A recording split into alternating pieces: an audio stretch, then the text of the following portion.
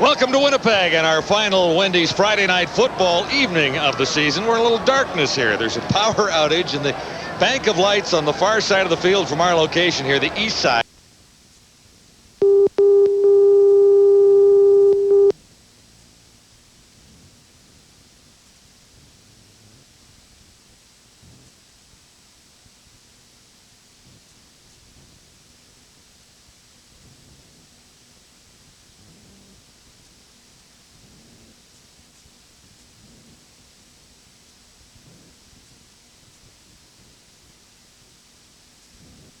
You throw it into the shadows? No, not at all. In fact, I've been in that situation before at Taylor Field. In 1992, Cal Murphy was the head coach. Just a week before he went in for his heart transplant. I'm on the football field. It is right before halftime. The lights go out. I'm through for the night. I'm in the locker room, showered, sitting there on the training table. Couple of cool ones. No. Couple of OJs, and I was good. And this situation, Chris, where, hey, I didn't want to play more, but it was preseason. These guys, they want to get it on. They want to get things going for the playoffs. Actually, that's a really good point, because look at it this way. Half the lights are out, so it's even for both football teams, right? So it changes your approach to football, because you play a little bit more towards the lighted field. So maybe that changes your approach to defense. You kind of overshift towards that side of the field. But if this situation doesn't get kind of changed within the next few minutes, go ahead and play the game. What the heck? Only in the CFL would you find a situation like that. And I think it's unique. Let's go. All right. They say they got it going. All right, John, Glenn, shed some light on this for us, would you please? Well, a bit of a spooky night here at Winnipeg Stadium. Half the lights are out, and close-ups are going to be a little difficult to get, although we can see Troy Westwood down there getting ready to kick it off for the Bombers. You see one entire bank of lights in the stadium here are out. There was a power outage. They talked about maybe going back to the locker room for 10 minutes. Then both coaches discussed it and said, no, let's go ahead and play, even though that whole side of the field is a little bit dark.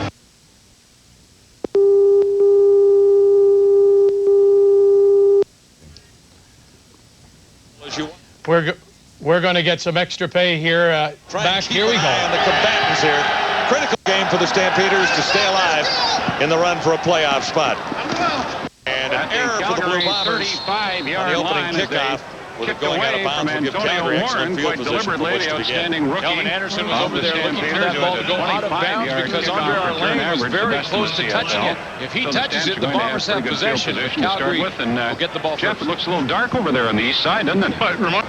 Marcus Crandall. Like at the Gordie Howe Bowl in Saskatoon. You know, Winnipeg number 7. Last week, last Sunday, against the BC Lions, throwing 4 interceptions. Well, they say they have many it's really all on his shoulders to fix the tonight. lighting problem it was interesting on the that, far side, the east side. He hadn't thrown an interception at 3 games previous to last week, and then threw 4 versus the Lions. A lot of those plays made by the BC Lions.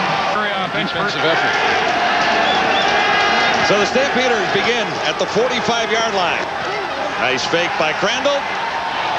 Looking deep and a little too deep for Aubrey Cummings. So Crandall needs big games from his 2 inside receivers, Bo Richter and Danielson. Running back Kelvin Anderson has one last chance to win the CFL rushing derby. He'll need a great game from the Stampeders' veteran offensive line, centered by Jamie Crysdale. 2nd and 10, Stampeders at the 45. Shotgun for Crandall. Just got it away, but he's on the money for Kelvin Anderson. Turns the corner and turns it into a first down. 17 yards for Anderson. So things have started well for the Stampeders. You know, one thing that could become a factor in this game is that this field here in Winnipeg is slick, and Kelvin Anderson catches his football in the flat and really tiptoes his way back down to get his balance, and then he turns that corner, picks up the first down. But a lot of the players here were out testing a whole bunch of different types of shoes to see what would work best on this slick field. So on first down, Crandall has time. And he's on the money, out near the 45, well short of the first down. Bo Richter made the catch. Front seven for the Winnipeg Blue Bombers defensively lead the league against the run. Antonio Armstrong moves to the middle after Rylan Wickman was injured against the BC Lions. Doug Brown having a tremendous season. And in the secondary, Jerome Bolden leads the CFL with interceptions. He has 6 on the year. Starting lineups brought to you by Midas. Keep a good thing going. Go Midas. Doug Brown.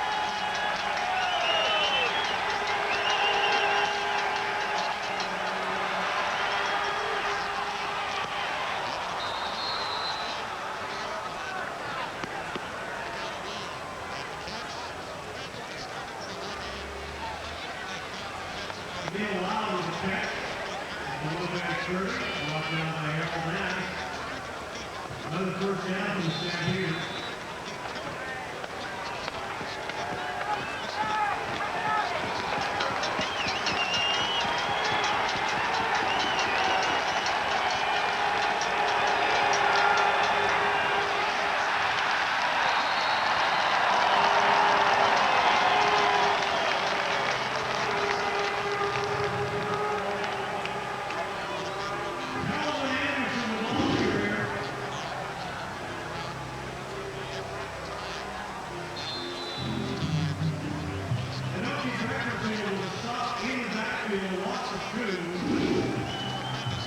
And Gene Gaines on the left, Rick Warman on the right in the booth, and Gaines calling the defensive plays. This is 2nd and 12, Stampeders. Crandall got rid of it in a hurry. Peterson made the catch. He'll be short of the first down. With a 9-yard gain, he needed to pick up 12. You know, on the other side, the Winnipeg Blue Bombers obviously concerned about the injury factor. They've got first place in the East locked up. Their next very important game a couple weeks from now, and you know it's tough situation they've been in now for 3 weeks. That is to play hard, play aggressively, and try not to get hurt. Bombers will host the Eastern Division Final here in Winnipeg on November 18th, and they've known about that for some time. McLaughlin has it spotted at the 29, and he's got the first 3 of the ball game. It's Wendy's Friday Night Football, live from Winnipeg.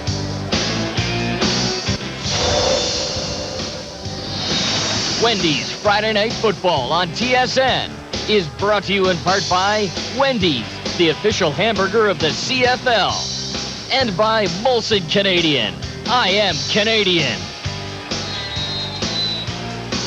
Mark McLaughlin ready to kick it off for Calgary after the Stampeders field goal. Charles Roberts has problems near the 22, and there's nowhere to go for Roberts there. Winnipeg's Kahari Jones gets one more prep game for the Eastern Final. Last week in Toronto, Jones and the Bombers fell flat. Still no Milt Stegall, so Robert Gordon is the key to the Winnipeg passing game. Eric Blunt starts at running back. Up front, University of Manitoba star Matt Sheridan gets his first ever start. He begins at left tackle. Kahari Jones played just 1 quarter last week versus Toronto, but in that quarter he just threw for 44%. 4 of 9. Wasn't a good quarter for Kahari. Needs to get that rust off him. Eric Blunt, and there's nowhere for Blunt to run as he's wrapped up by Fleming and Cotton.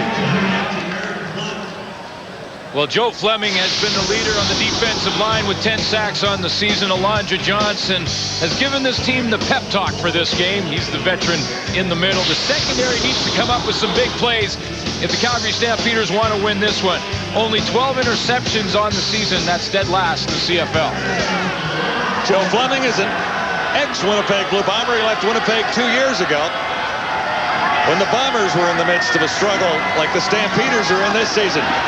2nd and 11. Kahari Jones got it away. Short of the first down, far side. Robert Gordon made the catch.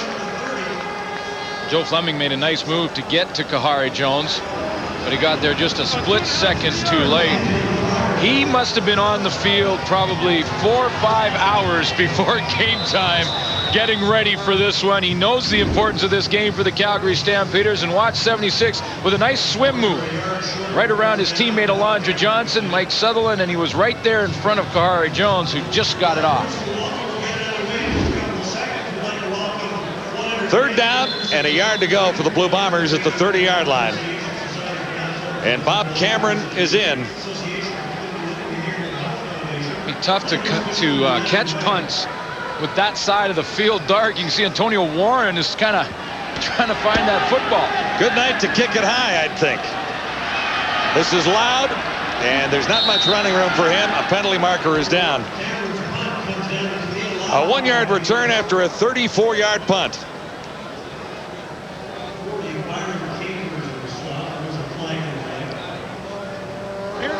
No yards. Winnipeg number 50. First down. That's Steve Glenn, special teams player who got caught for the infraction. As a result, the Stampeders are out to begin this drive at the Winnipeg 50. Again, half the lights are out in Winnipeg tonight, or at least inside the stadium, so that's why the pictures are a little dark. I told you you shouldn't have plugged in your hair dryer. You blew a fuse. Crandall has had a good start. Bolden got a hand on that one.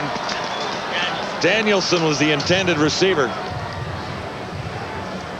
Well, again, Marcus Crandall, though, going down the field with the football. That's 3 of his last 5 plays. He's tried to go deep with it. Now, he hasn't connected, but what that should do is loosen up that secondary for the Winnipeg Blue Bombers. In other words, they'll start backing up a little bit more, and what Crandall's hoping is that'll open up the short patterns for him.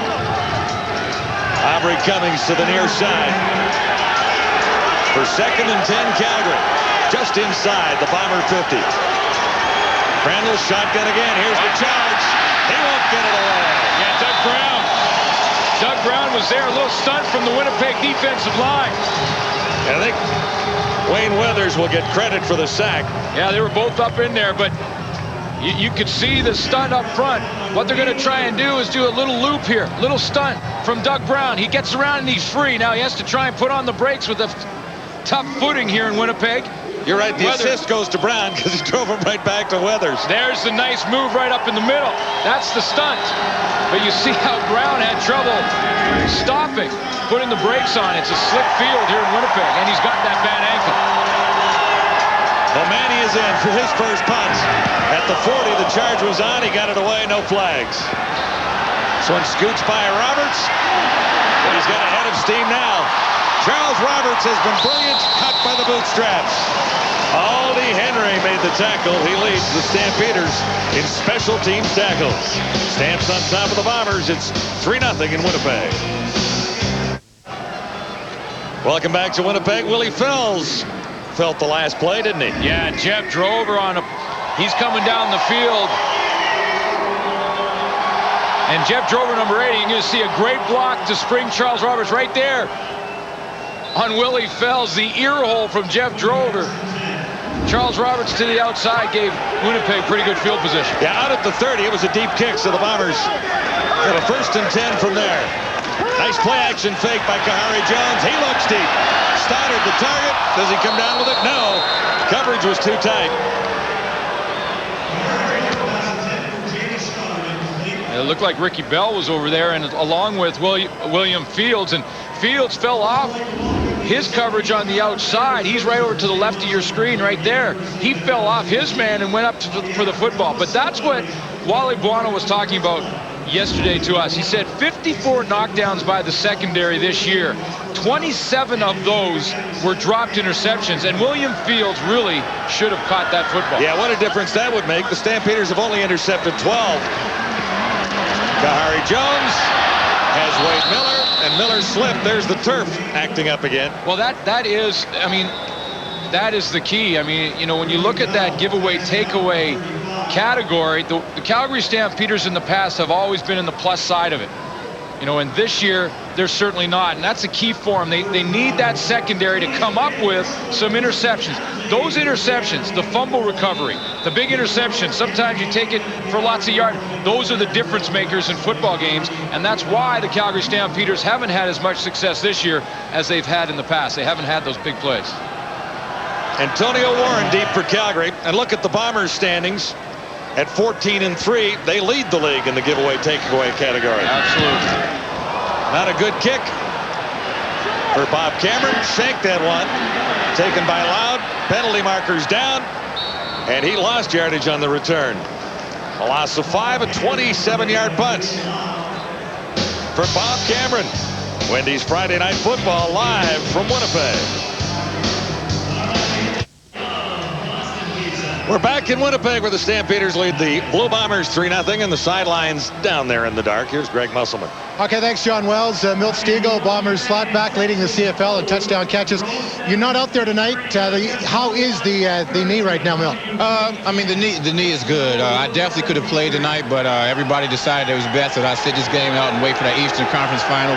I'm not saying it's not a vital game for us, but, I mean, we just all decided, myself, Coach Ritchie, and our trainer, Jeff Fisher, decided that was best that I sit out this game. So there's no question if this was the playoffs, Milt Stegall would be out there. Oh, yeah, definitely. If it was all up to me, I'd be out there. But, you know, it's not all up to me. I'm trying to do what's best for the team, and they thought it best I sit out, but I'll definitely be back for the Eastern Conference Finals. Okay, good luck to you. Thanks, Milt. Thanks a lot. John?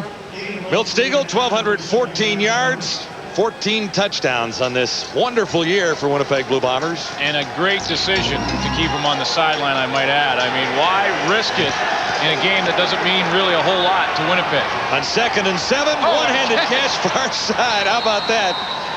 Danielson brings it down, and a huge play for the Calgary Stampeders to move the sticks.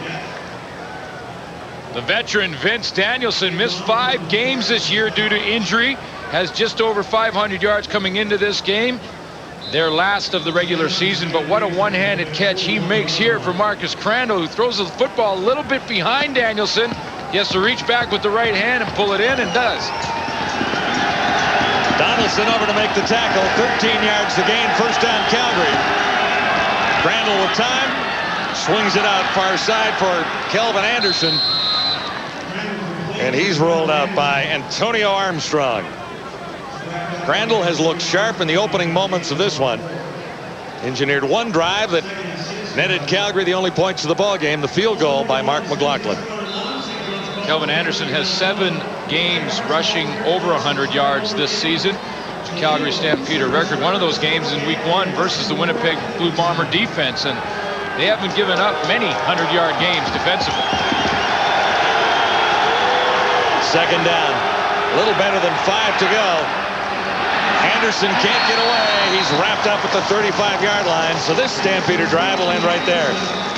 Antonio Armstrong closes in a hurry. He's dropping in his own defense, and when he does, he just flies to the football to the outside and makes a big tackle. It's a nice luxury to have Antonio Armstrong in the lineup. He was playing defensive line when he arrived back from his NFL tryout, but when Ryland Wickman went down in BC a couple of weeks ago, they moved Antonio Armstrong back there and put Cephal O'Reilly in the lineup.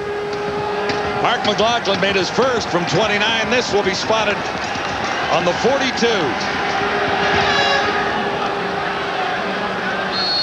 He's 2 for 2. McLaughlin had a little problem, missed a couple last week, but he's on the money here tonight. Well, the World Series has been a wonderful run so far.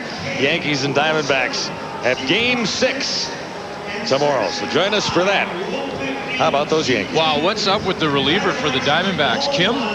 Yeah, he's... oh, boy. He's rocked a couple games in a row here.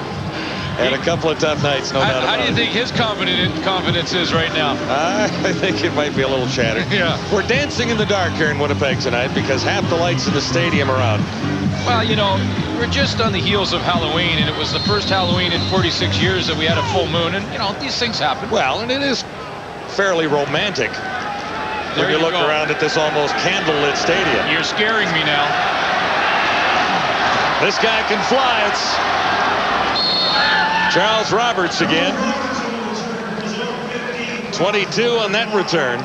And here's what the Bombers have to do to win this one tonight. Well, whether they win or lose, it's really irrelevant for Winnipeg in the standings. They have first place, so I think the key for them tonight is to keep their franchise player on his feet and healthy for the entire game, and that puts the pressure squarely on that offensive line. They have to keep Kahari Jones on his feet because they certainly can't lose their star quarterback going into the playoffs. Jones and the Bombers begin at the 37 with a first down. Nice play action fake. He's got Eric Blunt sliding out of the backfield. Nice little tightrope down the sideline there, and he'll be about a yard shy of the first down. Maybe a yard and a half. Well, Eric Blunt and Charles Roberts will see the football from the backfield here tonight. And, you know, this is a Calgary defense that really has to pick up their game against the run. That was a short little pass out there to Eric Blunt. But with Blunt and Charles Roberts running the football tonight, it's up to Joe Fleming and that front seven, led by Alondra Johnson, to stop the run. In the last 3 games, they've given up over 150 yards a game. Calgary Stampeders along the ground. Yeah, and Roberts is in that Bomber backfield now along with Blunt.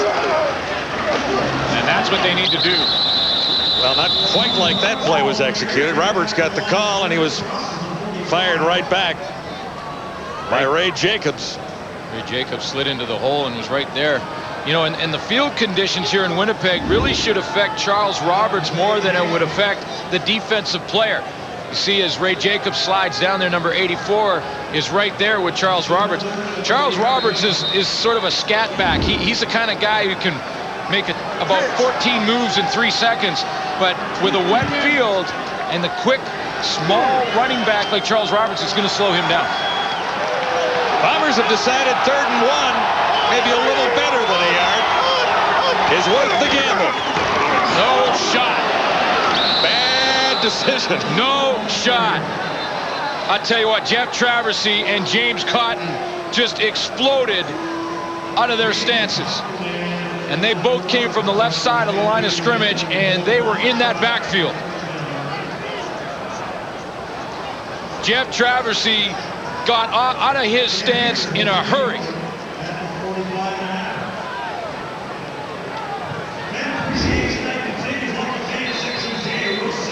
Traversy, watch these guys just get out of their stance. Cotton and Travis, look at 94, attack the line of scrimmage. He is in the backfield. James Cotton makes the tackle, but it was Traversy's penetration that stopped that play. And it's not quite as easy to get a yard when the field is slippery like this one is here tonight. Crandall, complete for Vince Danielson, who's made a couple of great catches tonight. Is it just me, or is Marcus Crandall a little right-handed right now?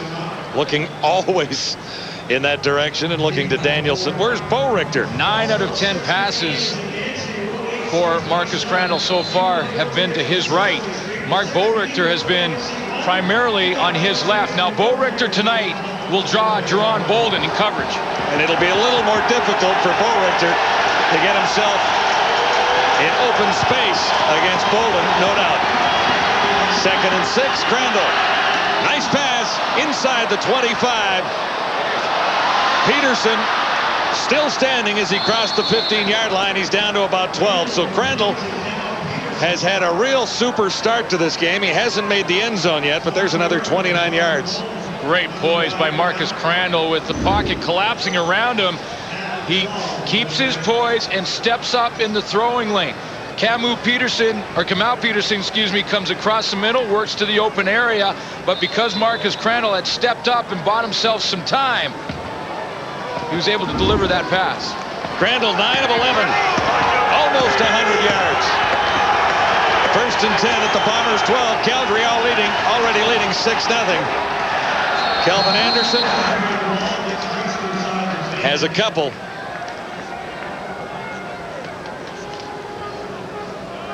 John, Marcus Crandall's off to a pretty good start throwing the football, but what he's got to do is start to finish these drives off with majors. A couple of field goals now for Mark McLaughlin. That's what hurt him last week. Yeah, and it's really what's hurt the Stampeders all season long. They have not been able to get into the end zone when they get their opportunities. So this is a golden chance for Calgary here now. 2nd and 7. Crandall almost intercepted. Tight coverage. Should have been. Peterson was the target. Byron Capers, who's playing extremely well for the Bombers on the corner, was on his man. Bo Richter was going down the sideline, and that's the initial target that Crandall was looking for. Then he went back over the middle to Kamau Peterson, and you can see how Byron Capers right here is going to cut across and make a really nice play on the football once it's in the air. Yeah, he really threw it behind the target, didn't he? Yeah, I think if he throws it out in front of Kamau Peterson a little bit more, he might have a better chance. So McLaughlin, 2 for 2. This will be spotted at the 15. And he's 3 for 3, 9-0 Stampeders. Again, a crucial test for the Stampeders tonight. Bombers playing out the string. Got to come away with majors, though. We're live from Winnipeg on the final evening of Wendy's Friday Night Football. One more game to go after this, the makeup game. Yeah, it's the makeup game for the Lions, and it may be very important for the BC Lions depending on what happens this weekend. They play in Saskatchewan first, and then they'll have that makeup game. Now, of course, Hamilton is going to host the Eastern semifinal. That can't change, so big game for the Lions, likely. And tomorrow, the Argonauts and the Tiger Cats, with the Argos having one last shot at making the playoffs in a crossover role. If they can come away with a victory over the Tiger Cats, they're still in the hunt.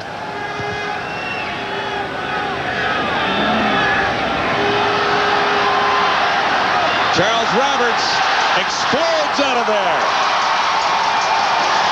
Great return. Roberts out to the 50. 46 yards on the return. This guy is magic. Number 2 in combined yards in the CFL. Number 2 to Antonio Warren of the Stampeders. Well, the other thing, if you have a wet field, yeah, it's going to slow the side-to-side moves down a little bit for Charles Roberts, but if you give him a crease, it also makes it tough on defenders to change direction in the open field, and you can see that Roberts just got some pretty good blocking and took off in there second in the CFL in all-purpose yards. Yeah, he might have had a run at the title had he not gone AWOL last week, because he was right there with Antonio Warren going into last week, but Warren had a spectacular week. Robert Gordon makes the catch. Big first down for the Blue Bombers. And so far, that offensive line for Winnipeg is doing their job, because Kahari Jones, as far as I can see, has not been hit yet. Saw Joe Fleming in the very first play get relatively close, but if Kahari Jones can stand up in there and throw, it's going to be a long night for the Calgary defense. 16 yards. Make it 20 yards for Robert Gordon. And the Bombers' first down.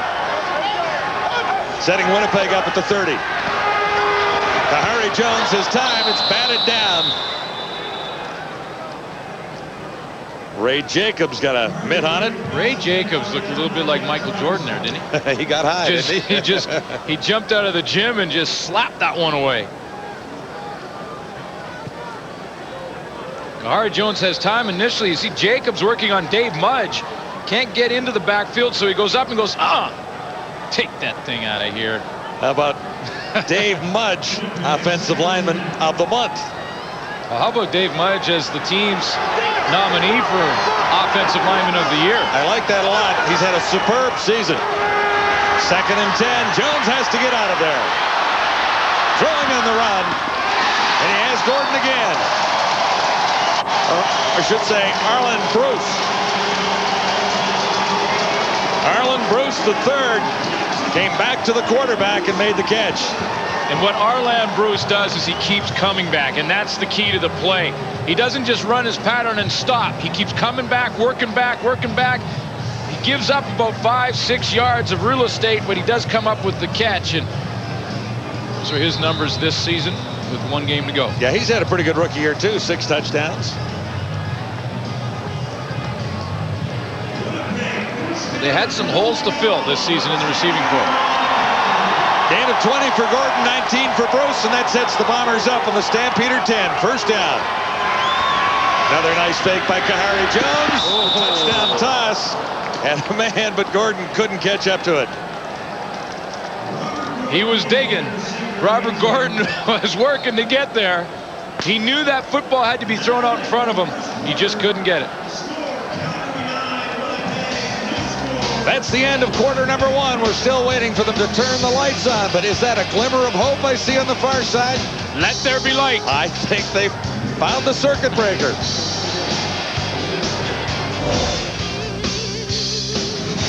Wendy's Friday Night Football at the quarter.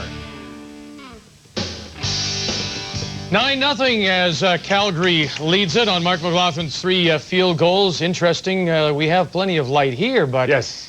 it's fascinating to see Calgary, and maybe it's just the fact, the right-handedness of it, because they are playing into the dark side, and then coming back the other way, Winnipeg was playing into the lighted side. Well, and it started with the first punt of the game, Charles Roberts fields this punt, and usually he fields it clean and he makes an easy catch, but not in this situation. He has a big-time problem just taking care of the football. And you know what it's like? Do you remember when you were a little kid and your parents say, you got to be home by the time that the street lights go on, and you're still playing football out there, but you can't focus on the football, and you're not sure if it's going to hit you in the face or you're going to make the play? It's the exact same thing. The darkness was the key issue in the first quarter, Matty. Chris, I couldn't agree more, and you hit the nail on the head. I think you brought the viewers right into focus there. They can all relate to that, and certainly the Calgary Stampeders have done it all the first quarter. First play of the game, they hit my man, number 32, Kelvin Anderson, in the flat, and they take advantage of the light. And I'm telling you, it's the way to go for the Calgary Stampeders. Boom.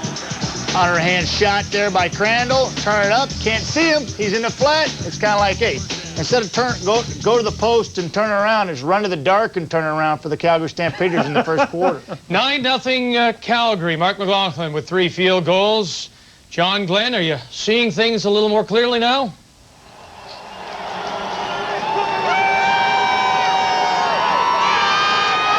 Let there be light, and there is a little more. It's been a fantastic season for fans of the Winnipeg Blue Bombers. What a great 12-game winning streak right to the top of the standings, 14-3, and another great crowd on hand here tonight in the dark. It's nice to see, and you know, the Winnipeg fans deserve it. There have been some lean years of late here in Winnipeg. There were a couple of years where it was 3-15, not 15-3 or 14-3. I mean, the Bombers need a win tonight to get to that magic 15th victory, but 14-3 looks pretty good compared to a couple of years ago, Glenn, and even back to last year where they battled into the final week, just like the Stampeders are doing, to finally get a playoff spot. A lot of that changed on July 28th last year when Kahari Jones made his first start as a Winnipeg Blue Bomber. And here the Bombers are, 2nd and goal. At the Stampeder 10, Calgary leading 9-0. Kahari Jones, time tosses to the corner, not this time. Coverage was too tight on Robert Gordon. Kelly Malvo. Well, quite simply, Kelly Malvo stuck with Robert Gordon and just was patient with him. Nice shot of it right here. Watch how he just is patient. Gordon tries to turn to the outside. He uses his hands, stays right in the hips, and when the ball's there and delivered, he reaches around and knocks it out of there.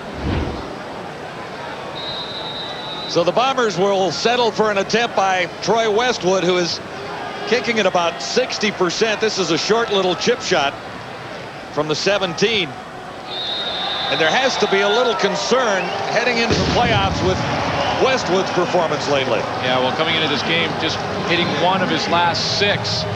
And yeah, he has struggled, but I talked to Westwood. His confidence is still there. He said, you know, the numbers aren't great this year, but it won't mean a thing if I make the kicks in a couple of weeks in that Eastern final, and he's absolutely right. Well, last year, a couple of misses really hurt the Blue Bombers at certain stages of the season and affected their winning percentage without question.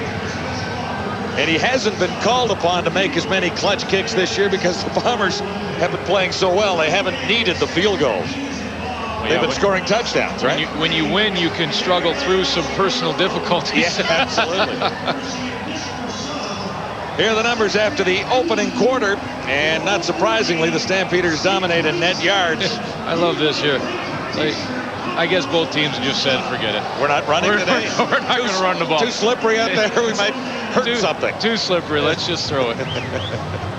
Quarterbacks want to keep their arms warm tonight, I guess. It's actually a beautiful night for football here in Winnipeg because I don't think I've ever been to this stadium where there's not been some kind of win, and there's really no win tonight. Antonio Warren returning for the Stampeders. He's across the 20, across the 30, across the 40, and he slides across the 45-yard line. 37 yards on the return, and what a year Antonio Warren is having. Number 1 in combined yards coming into this, 28-17. Number 1 in kickoff returns. Number 1 in punt returns. Will, no question, be the Calgary Stampeders candidate this year for Rookie of the Year. Antonio Warren considered a rookie because last year he was on the practice roster. And as long as you're not on the active roster, injury list, or disabled list, you're considered a rookie. So basically, Antonio Warren didn't really get a game check last year, so he's considered a rookie this year, and he'll be their nominee, and should get some votes. I think so. I mean, he's had a wonderful year. He'll likely be up against Barron Simpson from the BC Lions in that category and trying to get out of the West. Barron Simpson having a tremendous year in defense in BC. And then in the East, Charles Roberts likely be the rookie nominee. This is 2nd and 6. Crandall had time, picked up, far side. You remember when Arland Bruce came back to the football to help out Kahari Jones? Yeah, Lamar McGriggs did that. Well, Lamar McGriggs came back and took it from Marcus Crandall. Crandall has tossed up his first interception of the ball game. Yeah, I know. Lamar McGriggs has his 2nd interception of the season. Well, he just won the race to the football. Calvin Anderson was the intended receiver. Crandall throws a pretty good ball to the outside to his left. But because Calvin Anderson doesn't come back and fight for the ball, Lamar McGriggs, see, Anderson's going this way, not this way, back towards the football. And because of that, Lamar McGriggs can step in front of it. Well played by McGriggs. 1st and 10 for the Bombers, just shy of midfield. John, if you wait around for that football, someone's going to steal your Halloween candy. I'm telling you right now.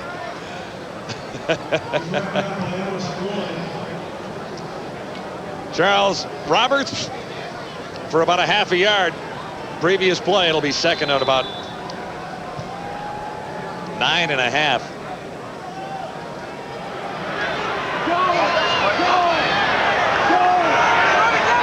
Bruce the 3rd, flanks to the near side. 5 receivers set for the Bombers. Kahari Jones has time. This one is going the other way. Greg Frères has the Calgary interception. Dropped it. Then he lost it. Who's got it? Well, they got it back. I think the Stampeders got it back. You're right. 4th interception of the season for Greg Frères. Safety from Simon Fraser, isn't it? Absolutely. Back-to-back interceptions. First the Bombers, then Greg Frères of the Stampeders. It's Calgary ball. Kahari Jones was trying to go to Jamie Stoddard. Greg Frères right to the right of your screen here. He's just going to drop into the middle. Jamie Stoddard's coming across the middle right here. Now, when the ball is overthrown, Greg Frères has it, and watch the key block from Alondra Johnson. He comes across and hit Charles Roberts. We'll show you that in 1 second. Crandall looks deep, a one-handed try, and he hangs on to the ball. You know what? Forget about that, Alondra Johnson. Forget that. This is 2 one-handers by Danielson so far in the first half. Apparently, he just needs one hand tonight. Yeah, we'll skip that Alondra Johnson block. It was a nice one, but let's watch this catch instead. Right down the middle as Vince Danielson gets about a yard on Jerome Bolden. In tight coverage, too, he hangs on. Well, he got some help there from Byron Capers and still hung on to the football with one hand. Danielson having a sensational evening, a 25-yard gain there. First down, Calgary. Crandall under the coverage. It'll be another Stampeder first down. Peterson made the catch. Okay, well, that interception is setting up this drive for Calgary. So when you see this hit, watch Alondra Johnson, number 51. After Greg Frères intercepts this pass, we will show it to you. Here it comes now. Here comes Alondra Johnson right here. He's going to come across here and watch Charles Roberts get up, turn around, and go pow right in the ear hole there. That gives Greg Frères another 6-7 yards, and it's got the Calgary Stampeders some momentum, and they're going to get a few more yards out of this Winnipeg penalty. Unnecessary roughness charged against the Bombers. Sounds like Jerron Bolden was caught there. So add on a few more yards. It was a 15-yard gain on the reception. Total of 23. So the Stampeders are set up at the Blue Bombers 7. First and goal to go Calgary from there. Crandall rolling to his right. He's got nobody. No one home. No, he thought about the run for a split second, and that closed off too. Cummings was the target. right on the goal line. This penalty situation, as you saw Jerome Bolden put his team in a bit of a hole here, has been interesting for the Winnipeg Blue Bombers this season. Of course, they're last in the league. Well, actually first in the league when you look at it as far as total penalties. How about just say most penalized? Most penalized. There you go. Thank you. Most penalized team in the league. But what's interesting about that's over 100 yards per game on average, right? Look at Saskatchewan. They're the least penalized team in the league. They have the least victories. The Bombers have the most victories. Yeah. How do you explain that? Well, that's what I'm saying. Yeah. Isn't that interesting, is that the most penalized team also has the most victories? Do nice guys finish last? Is that how it works? Well, sometimes that happens, and it's not a pillow fight out there. You know, you gotta hit somebody every once in a while. You got that right. Injury timeout here in Winnipeg. Stampeder being tended to down there with Calgary on top, 9-3. These girls have had lots to smile about in Winnipeg all season long. Great year for the Bombers. Sports Center follows us here in Winnipeg tonight with Dutch and Duthie. All the stories, all the scores, and all the highlights. Highlights from this game? Maybe a little hockey? A little basketball tonight, too. Oh, is that right? Yeah. No baseball tonight. Although David Amber will have a preview of Game 6. As the series shifts back to Arizona.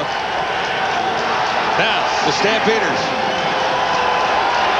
Chance for the touchdown here. Little swing pass and slanting in. Kelvin Anderson made the catch. He's short of the goal line. It'll be third down. Interesting conversation with Mark Boerichter before this game about when the Calgary Stampeders got down inside the 10-yard line this year, and he just couldn't figure out why they haven't been more successful putting that ball into the end zone when they've had to. Well, this is the third time they've been in the red zone inside the 20-yard line, and so far, no touchdowns. Well, in the first play, they really cut the field in half when Marcus Crandall rolled out. He didn't have a target, and then Kelvin Anderson held short. McLaughlin 3 for 3. This from the 9. And no problem there. So McLaughlin is having a perfect evening. The Stampeders have moved the football. Can't get across that Bomber goal line, though, can they? And then you got to wonder, will that come up and catch him in the end? Because, you know, when you've been down inside the 25-yard line 4 times and only have 12 points, it almost always comes back and gets you. And Marcus Crandall at halftime really got to sit down with George Cortez and figure out exactly what they do when they get inside the 10, inside the 20. Talked about the Blue Bombers. Kahari Jones, an outstanding season. He will get votes as the outstanding player in the CFL this year. We asked Kahari who he'd vote for if he had a chance.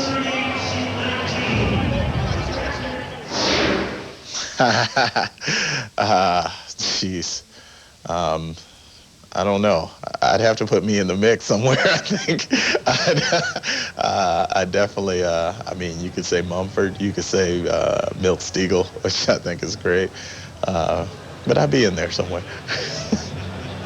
I love it. Yeah, I love it. I mean, the guy has to be there somewhere, guys. He's got to be the Winnipeg Blue Bombers' outstanding player for starters. 61% of his passes. All he has to say is, you know, when you've had a season like me, it's hard to be humble.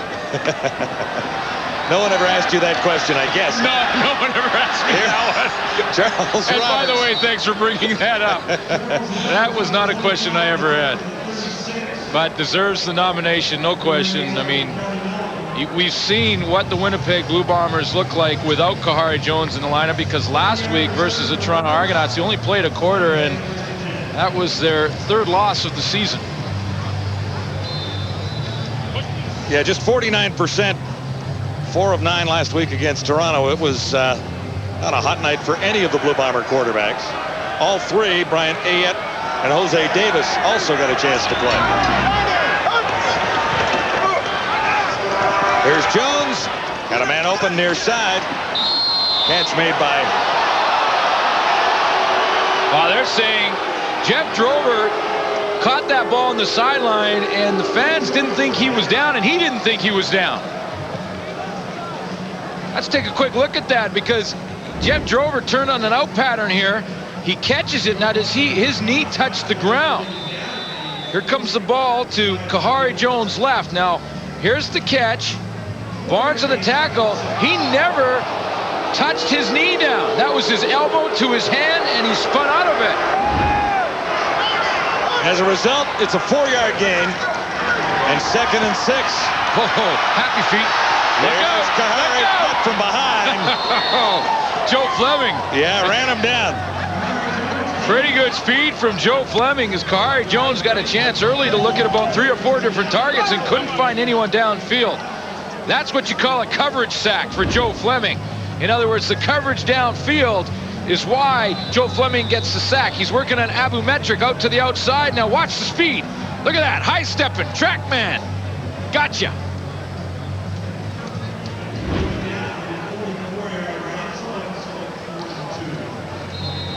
Talked about Joe Fleming, a former member of the Blue Bombers who left Winnipeg a couple of years ago after a 3-15 season and a 6-12 season.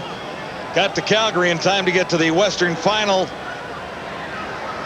last year, of course, and they lost to the BC Lions, so he's still looking for the opportunity for a Grey Cup after 6 years in the league. Warren has a couple on the return. It'll be 1st and 10 Calgary when we return to Winnipeg. Welcome back to Winnipeg. Stampeders 1st and 10. Critical game for Calgary. A win in the Stamps. Grab 3rd spot in the West. A loss, and they'll have to have some help. Another nice catch as Stampeder receivers are going up and bringing them down from everywhere tonight. That's Peterson. Kamal Peterson has made a couple. Not quite as spectacular as Vince Danielson, but nice catches none the same. Nonetheless, I should say. Well, I guarantee you they got the pep talk. Jacques Chapdelaine works with the receivers. He's on the right of Mike Roach there. You hear Mike Roach. Wasn't very happy over the last series, apparently, but on the right is Jacques Chapdelaine charting plays, and you know he gave him the pep talk for this one. They haven't played well in the last couple of weeks. 2nd and 5. Look out. Nowhere to hide. Donaldson got through again. Not quite as big a hit as he put on Danny McManus a couple of weeks ago, but he did get to the quarterback with a free shot. Well, no, because Marcus Crandall saw it coming. Danny McManus never saw it coming, and he was hammered. This time, Crandall saw it in time and got down. Look at number 2 right here. He's standing up. He's going to hit the gap. Once the blocking is developed, see, he waits that split second for that offensive line to pick up their men. Then he finds his lane, and he is gone. 2nd sack of the night for the Blue Bombers. Double D, they called him. We profiled him in the pregame. O'Mahony's kick coming down to Roberts on the dead run. Oh, that's a big Huge play. Took the hit, drew the flag. Instant field position. Well, the reason that's a big play is because there was a ton of traffic around Charles Roberts. He flew up in there, caught the football, and will get the 15-yard no yards penalty.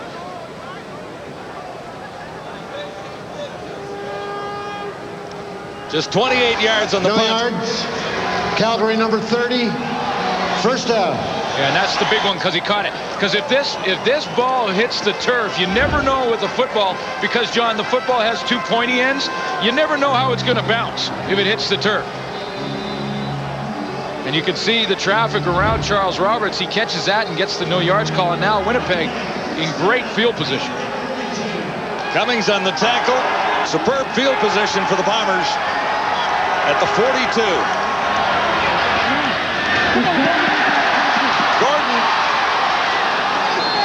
Robert Gordon gets to about the 32. Looks like a 10-yard gain to me. I want to show you a heads-up play if we have it.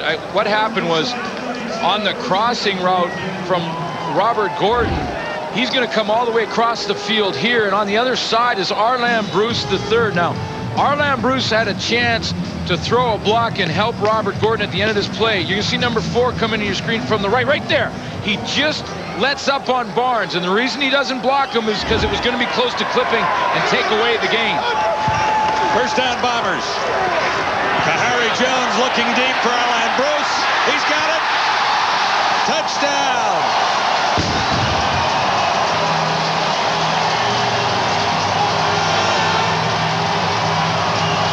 Little payday for a heads-up play from Arland Bruce in the play before.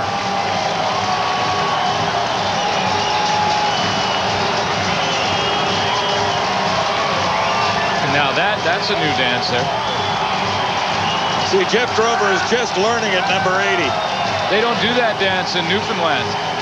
That's where Jeff Drover's from. Yeah, isn't that a great story? Yeah. Walk on at the University of Calgary a couple of years ago. Did not play high school football. Went to the Dinosaurs. Said, can I get a chance? They gave him one. Look where he is now, playing in the CFL.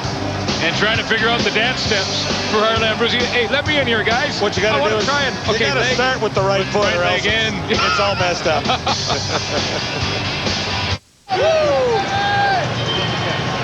What a wonderful touchdown reception by Arland Bruce III. Nice protection up front initially for Kahari Jones. You see the offensive line giving him nice passing lanes. Jeff Traversy kept right away from Kahari Jones. He's allowed to throw that ball, and he puts nice arc on it. In other words, he gets it real high and lets it go up in the air and then drop over the shoulder of Arland Bruce. And really, Joe Barnes had no chance. Sometimes for a quarterback, it's not just how hard you can throw the ball, but with what kind of touch you can put on it. That time, Kahari Jones put the perfect amount of touch on the throw. Frustration setting in for the Stampeders here, Glenn. Unnecessary roughness means the Bomber kickoff is going to come at the 50.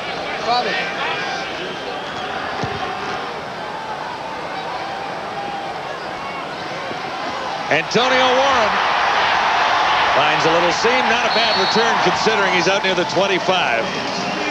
So what we have is the Stampeders settling for field goals. The Bombers have one of those plus the touchdown. See, that's exactly what we have. And I think if you look at time of possession, likely Calgary Stampeders will have dominated in that category in the first half. But when you come away with just field goals, it takes one throw to put the other team back on track. And that's exactly what we have. One throw to Arland Bruce, and it's a 2-point game. Whereas Calgary has maintained possession of the football throughout the first half. Well, yeah, and time of possession is right there for the Stampeders. Likely total yards when you add it all up. But the Bombers get to the end zone. It's a 2-point game. Winnipeg trailing 12-10.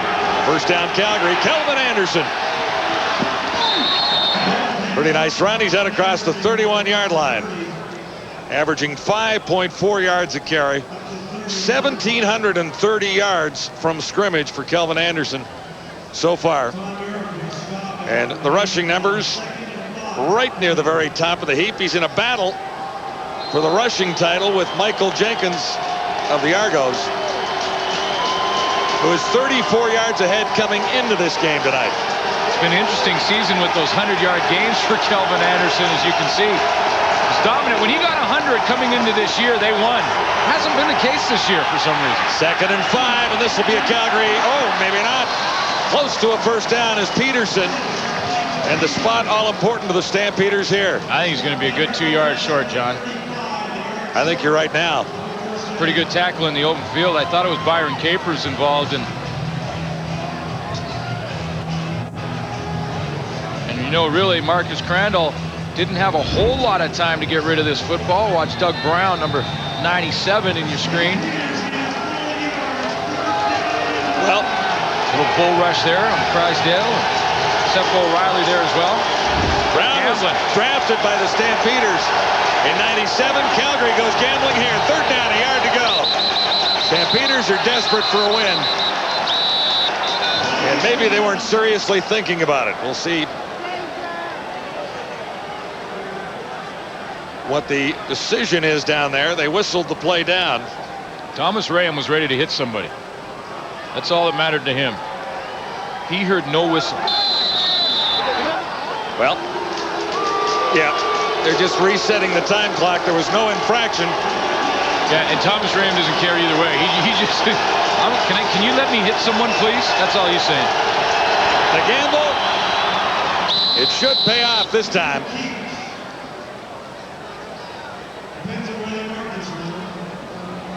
It looked like there was enough forward progression.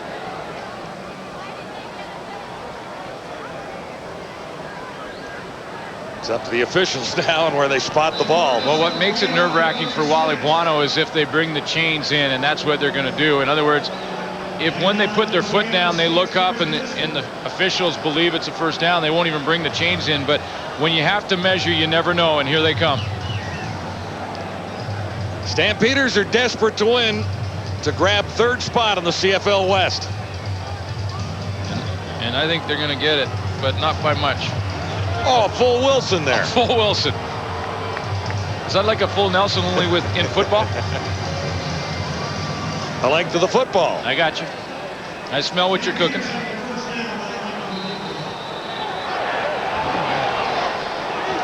Different Calgary team than we witnessed last week against the Lions on actually Sunday afternoon. Crandall, time, nice pass. He's on the money for Camille Loud, who's made a couple of nice plays tonight too. Well, Tom Europe really, it was too far for him to get there to help Marvin Coleman because of the design of the pattern. Because what happened is Vince Danielson went down the seam and he influenced Tom Europe so that he couldn't get over there to help Marvin Coleman on the corner. 3 minutes till halftime. Stampeders on a nice little drive here. 1st and 10 when we return.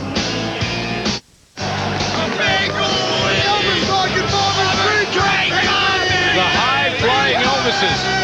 That's not going to be the panel. Did these guys parachute in live at the half? Browder, Dunnigan, Schultz. The high-flying, well, maybe we'll just take the word flying out of that. Crandall, nice catch. Chance for the touchdown. Foiled at the 15-yard line by Jerron Bolden. Peterson. The catch again, Kamau Peterson, I should say. Yeah, Kamau Peterson right down the seam, and Mark Boerichter, they were side by side, so there was a mistake in the receiving corps, but I think Marcus Crandall made the adjustment with the throw. You see Boerichter's over to the right, and you can see the throw behind. In other words, Crandall threw it to the back hip of Kamau Peterson and hoped that he would just react to it, which he did. 32 yards to gain. Stampeders in that red zone again, looking to get a touchdown this time. 2:35 till halftime from the 17. This is Anderson sliding out of the backfield and hammered out of bounds by Byron Capers, 23. Kamau Peterson had the key block, but it was against Lamar McGriggs, and that's a tough assignment to draw to make that play work. It only goes for 1 yard. Watch this. This play is designed to get Calvin Anderson to the outside. Now, coming downhill is Kamau Peterson, and he's supposed to get the block on number 36, Lamar McGriggs, and McGriggs sort of ran right through it. Here the Stampeders again in 2nd and long. It's 2nd and 9.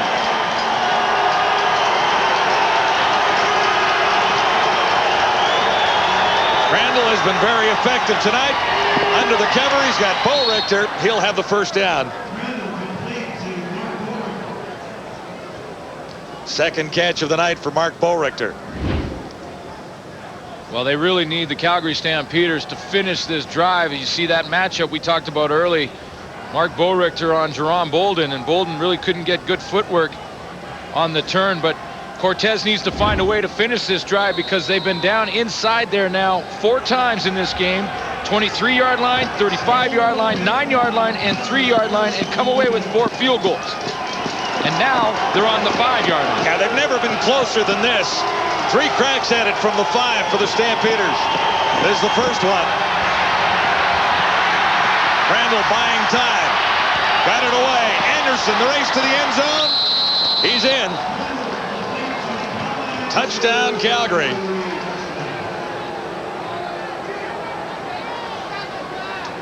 Well, they involved the right guy, although I probably would have run it to him if I'm on the 5-yard line. Just turn. He's standing right here now. Why don't you just give it to him right there? Instead, they wait till Crandall takes it. They fake it. Then he runs all the way over here. And then he goes, well, I got to get him to him somehow. But now it's just a longer throw. So now he's got to go back across the field. But they finally get it to Calvin Anderson, and they finally finish off a drive. And you look at this Calgary Stampeder team offensively. You sort of think of, you know, when you're golfing and you hit that nice one down the middle, about 300 yards, then you put a nice 8-iron right up on the green, and then see, that's all a dream to me. Yeah, and then you 4-putt. Yeah. And you end up with bogey anyway, right? That's kind of what Calgary's been doing.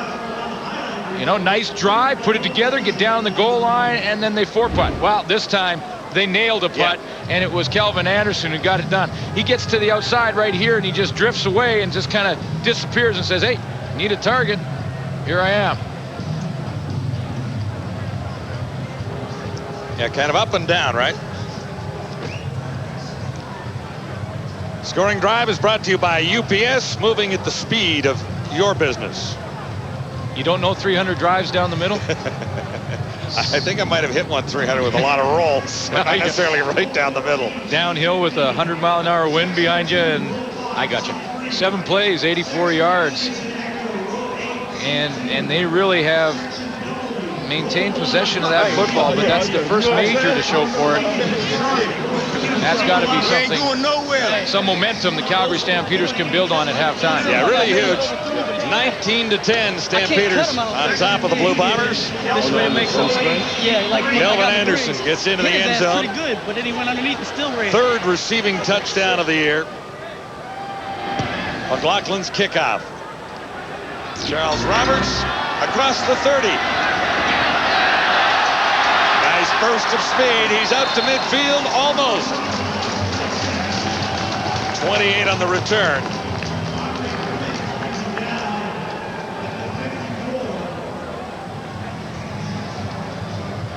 Kahari Jones heads out. Didn't play a lot last week. Didn't play much the week before either after the Bombers had clinched top spot. Yeah, he's played just over 3/4 in the last 2 games, but you know, according to Dave Ritchie, as long as the game is in balance, he will be in there.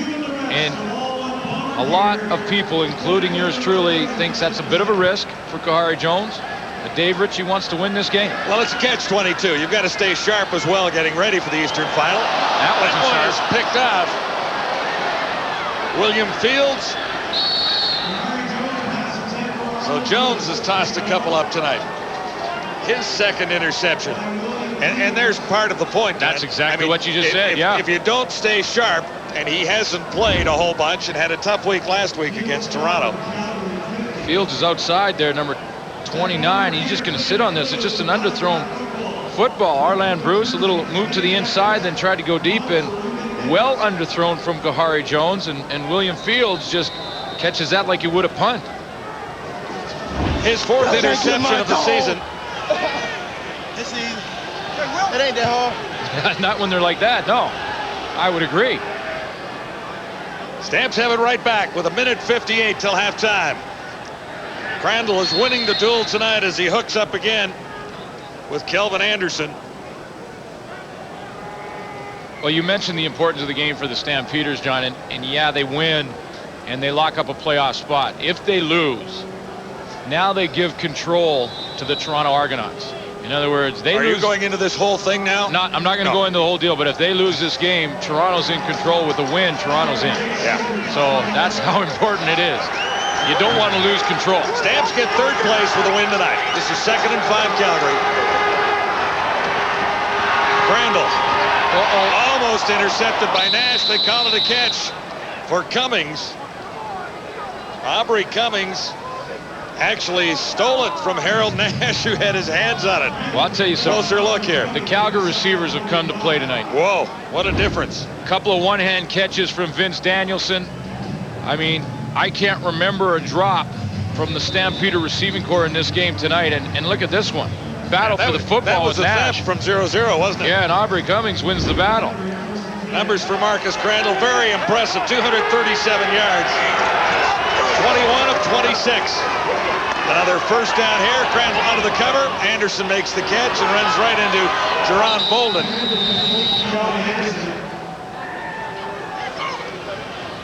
And part of the reason that Crandall's having success is that he's had time to throw the ball. He's tossed 1 interception tonight.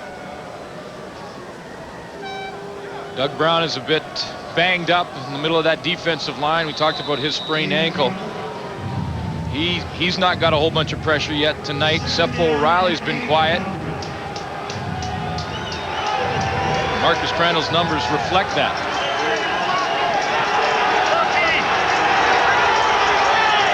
Changing the play up here. 2nd down. Here's the heat. Crandall dodges 1. Completes the pass. Then it's dropped. They call it incomplete. Bo Richter had it, but not long enough. Well, first of all, Marcus Crandall called Kelvin Anderson in. Anderson was lined up as a wide receiver slot back way to the outside. He called him in for extra protection because he saw the Winnipeg Blue Bombers were coming with the blitz. You see Kelvin Anderson right here. He had come from way to the outside to get to that point because Marcus Crandall could see the blitz was coming. See 13 Tom Europe was right there. He's the guy who puts the hit on Crandall after the throw, and this is Mark Bo Richter. Doesn't have it. They got the right call. You know, and Bo Richter was about 4 yards short of a first down anyway, had he caught that one.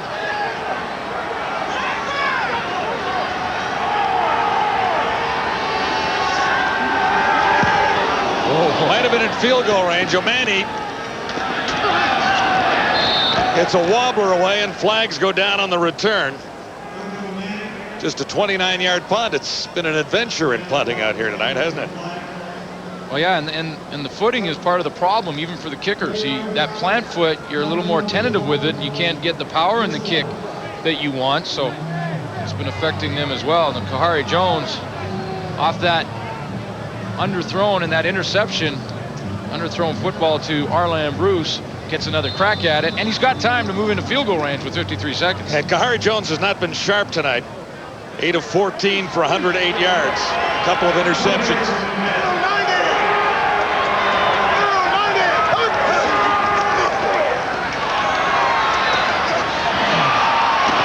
Got it away just in time.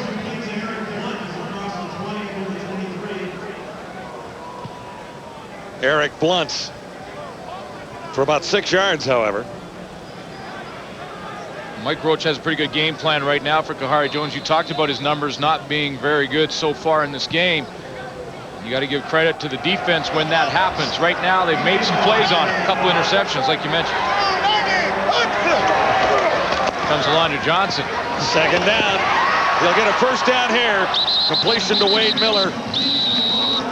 Or Bobby Gordon, I should say. Well, he caught Calgary Stampeders in a blitz. Alondra Johnson coming up the middle, and here's Robert Gordon. He sees inside. He sees Alondra Johnson not there. Well, if Johnson's not in the middle, that's where I got to get to. And you got to get there in a hurry. First and 10 from the 34. Jones won't get it away. Wrapped up by Ray Jacobs. 8 sacks on the season coming into this one tonight. He's knocked down a pass this evening as well. Calgary Stampeders are playing like this is a playoff game for them. Look at that nice move to the inside. That's called a rip move, where you take that right arm and you rip through the offensive lineman, Sheridan in that case. Second and 16. Last crack at it for the Bombers in this half. Eric Blunt the catch. Anthony Pryor makes a fine tackle over there on Blunt. Yeah, and this play had 3 seconds remain. It had no chance of working out well for the Winnipeg Blue Bombers, because not only was Anthony Pryor flying up there to make that tackle, but Joe Fleming was coming from the other direction, and Blunt really had no chance. Watch the hit. There's the hit right to the leg. You see 76 is in there as well, and Willie Fells also right on the spot, so I don't think that had much of a chance. Anthony Pryor, just 1 interception on the season, but he does have 14 knockdowns, which leads the Calgary Stampeders. And like Wally Buono said, he'd like to have turned some of those into interceptions. 54 knockdowns, 27 were dropped interceptions, according to the coach. And only 12 interceptions on the year. I mean, somewhere you need some turnovers. They have a couple tonight. That's right. You have those 2 tonight, and it's been a difference. They have the lead.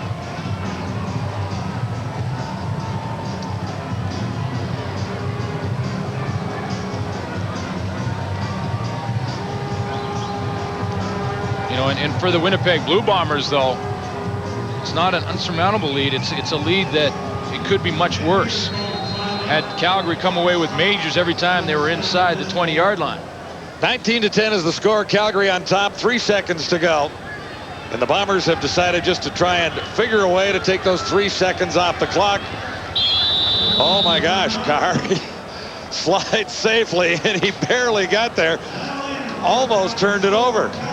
But he watched the clock go down. Zeros were on. That's when he went down as well. And we'll head to control.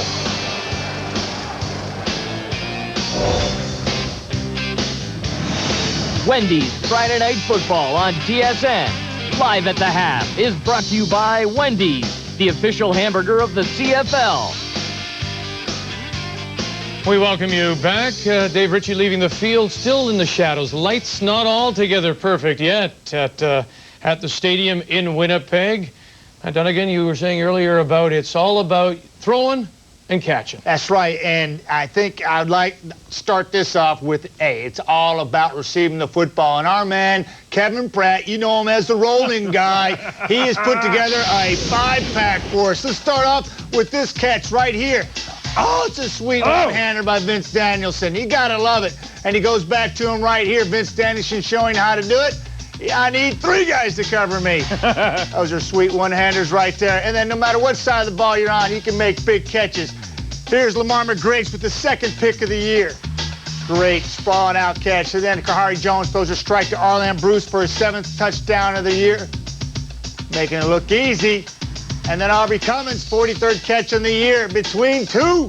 You got to love it. It's catching the football. It's pitching and catching, all about in the CFL. That's what it's all about, baby. You got to love that. Finally, some great plays that we can highlight. And I want to highlight a really good-looking player, and that's Matt Sheridan, the left tackle for the Winnipeg Blue Bombers. Watch him here. This is a guy who is 6'4", 350 pounds. Look at the footwork he has to pull past the center, reposition his body in front of Joe Fleming. Now think about that. 6'4", 350 pounds, and he can athletically move like that. That's one of the things I like about football. You have such a collection of diverse athletes. You got the little guys who are quick, and you got the big guys who are pretty doggone quick.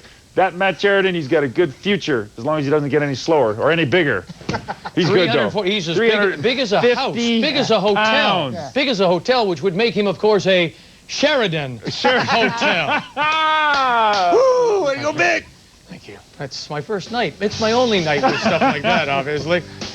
His team can clinch a playoff spot. 19-10, Calgary's leading. It's kind of a weird week, this final week of the CFL. It continues tomorrow with a couple of games in Hamilton, of course in Vancouver, and then Sunday in Edmonton. And then the final game is one of the makeup games. That's Hamilton at BC on Tuesday.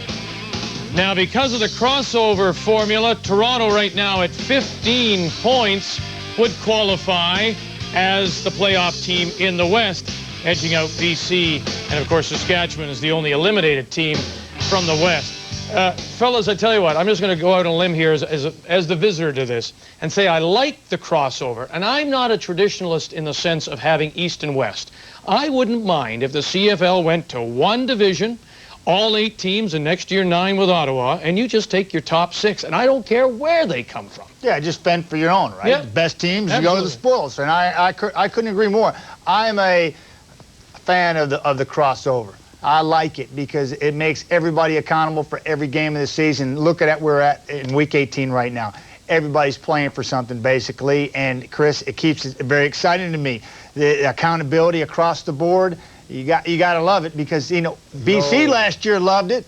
You know, you guys, you don't have any tradition in your soul, man. Don't you remember the history of the league when it's East and it's West, and the East plays the West and determines the champion of the Grey Cup? Don't listen to them. This crossover is great for this time in this situation. But we get Ottawa back. Maybe we get another team. Then you got 5 teams East, 5 teams West. Get back to the way it was, and then I will like it that way. Yeah, but don't you think we've grown up enough now to not care? I have not grown up. No, but I'm saying we don't care whether it was Edmonton and BC in the Grey Cup. The two best teams. It didn't have to be East and West. The 2 best teams. At the same time, you have to admit there is a division of appreciation between Eastern Canada and Western Canada. I think we should take advantage of it. It is football. That. Chris, you said you fear the matchup of maybe Toronto coming around and be a Hamilton-Toronto matchup. I don't care about that, Chris. I want to see the best teams playing football, and so be it. If the format says that the best teams can be Toronto and Hamilton, then so be it. And I think the CFL fans, the true fans, will love it.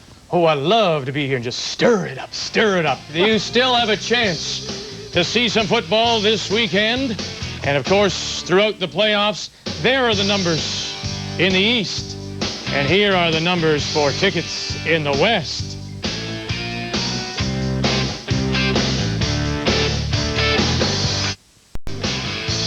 Well, here are your Dodge halftime stats. Matt, you see anything you like? Oh, I love this right here. Marcus Crandall is on fire, 239 yards through the air in the first half, and they're controlling the ball by throwing it. And right here, Winnipeg's not helping out with the turnovers. They've got 4 yards rushing, 102 total yards net offense. They're not getting the job done. Calgary is taking this game to Winnipeg. Calgary leading 19-10. Greg Musselman is with Wally Buono.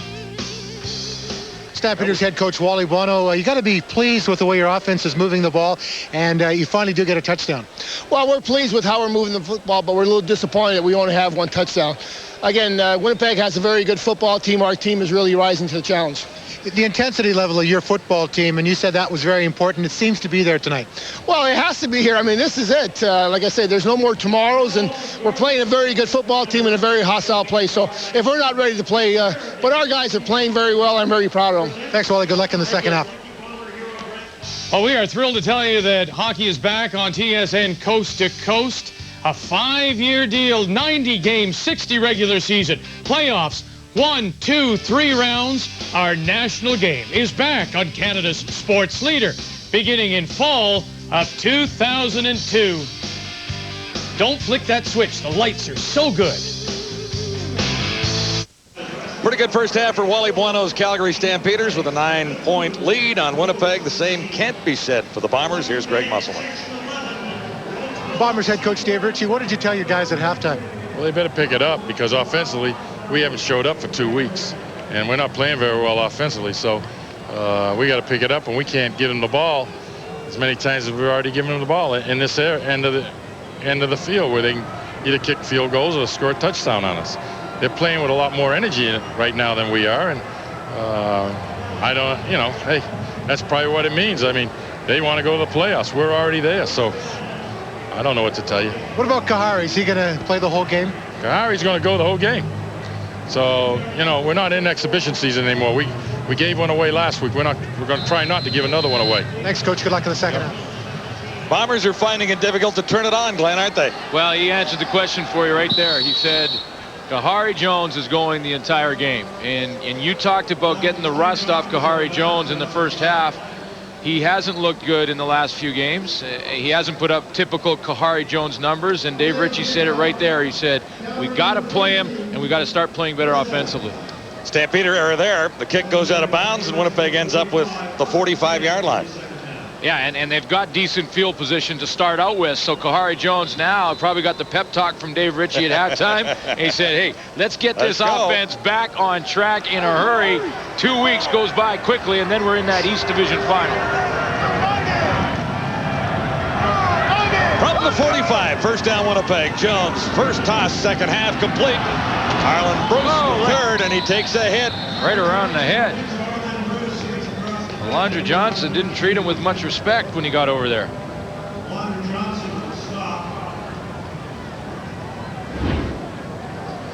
Alondra Johnson right here in the middle, take a little drop and then fly over there to the play. And he gets the big right arm around there. There's that couple steps, and watch the right arm around the head of Harlan Bruce. Pow!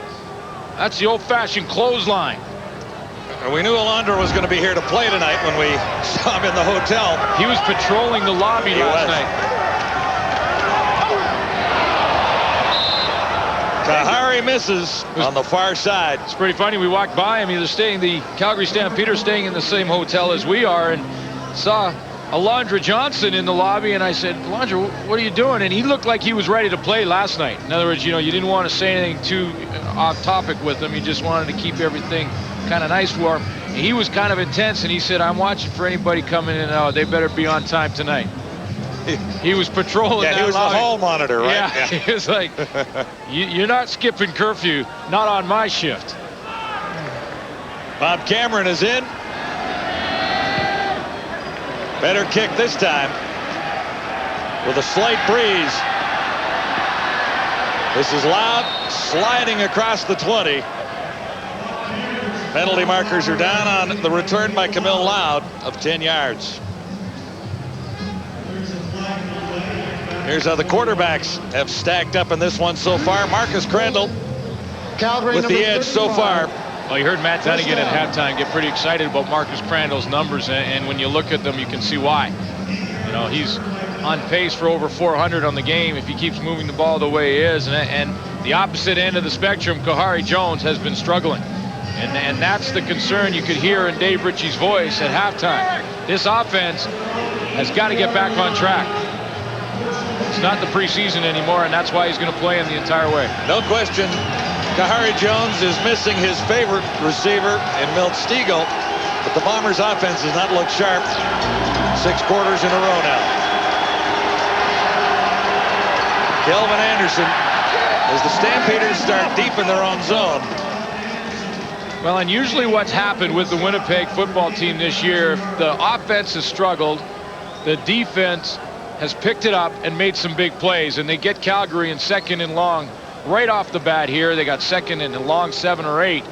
So, and that's been the story this year for Winnipeg. They really have won with that defense, and the front 7 has led the way.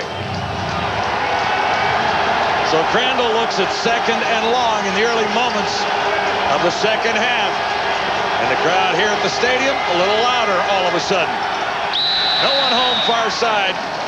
Peterson was the target, and the Stampeders will kick it away. Well, Jerron Bolden was over there and did a pretty nice job. He was on the inside position on Mark Boerichter. And when Marcus Crandall tried to get out there, see, watch what he does here to Boerichter. A little jam right up in the chin, and then he sits right in that throwing lane. And Crandall is not really confident in the throw because he sees Jerron Bolden standing there. And he knows that Bolden is a step away from intercepting it, so he puts it in the turf. Omani is in the end zone. Charles Roberts waits near midfield. Stamps kicking into a breeze. Will they give up a couple of points? Yep. The wise decision at this point in the game in your mind?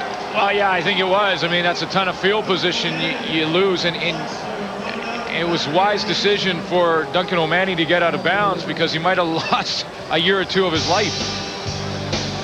1 touchdown separating these 2 teams now. Stamps on top, 19-12.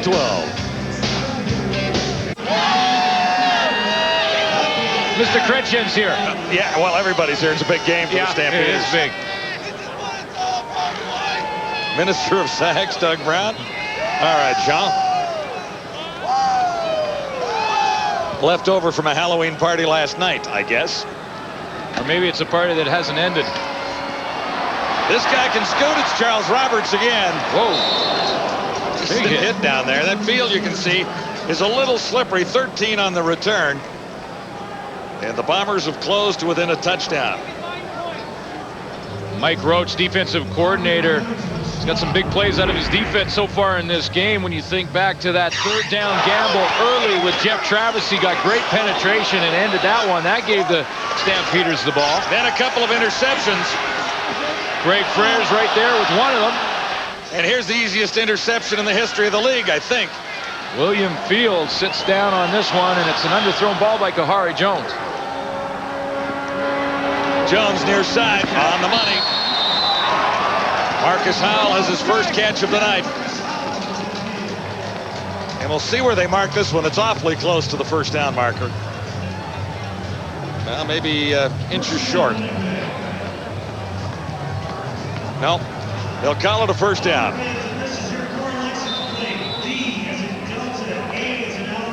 Winnipeg Blue Bombers have basically abandoned the running game, and you know, they're only down by 7. Bombers trying to win their 15th game of the year. There you go. Here's Eric Blunt. Dragging Joe Fleming along for an extra yard or so. You know, offensive coordinator for Winnipeg, Rick Warman, knows a thing or two about how important the running game is for a quarterback. Of course, he played quarterback for 100 games in the Canadian Football League, and you can't abandon it, especially in a game that's only 7-point difference. If Joe Fleming, Ray Jacobs, James Cotton, and Jeff Traversy know that on every single play you're going to throw the ball, they're going to come after you. 2nd and 6, Blue Bombers. Just inside Stampeder territory. Jones puts it up, looking deep. Great defensive play. Oh, was it ever? Really was. Kelly Melvo. got a hand in there and batted it away.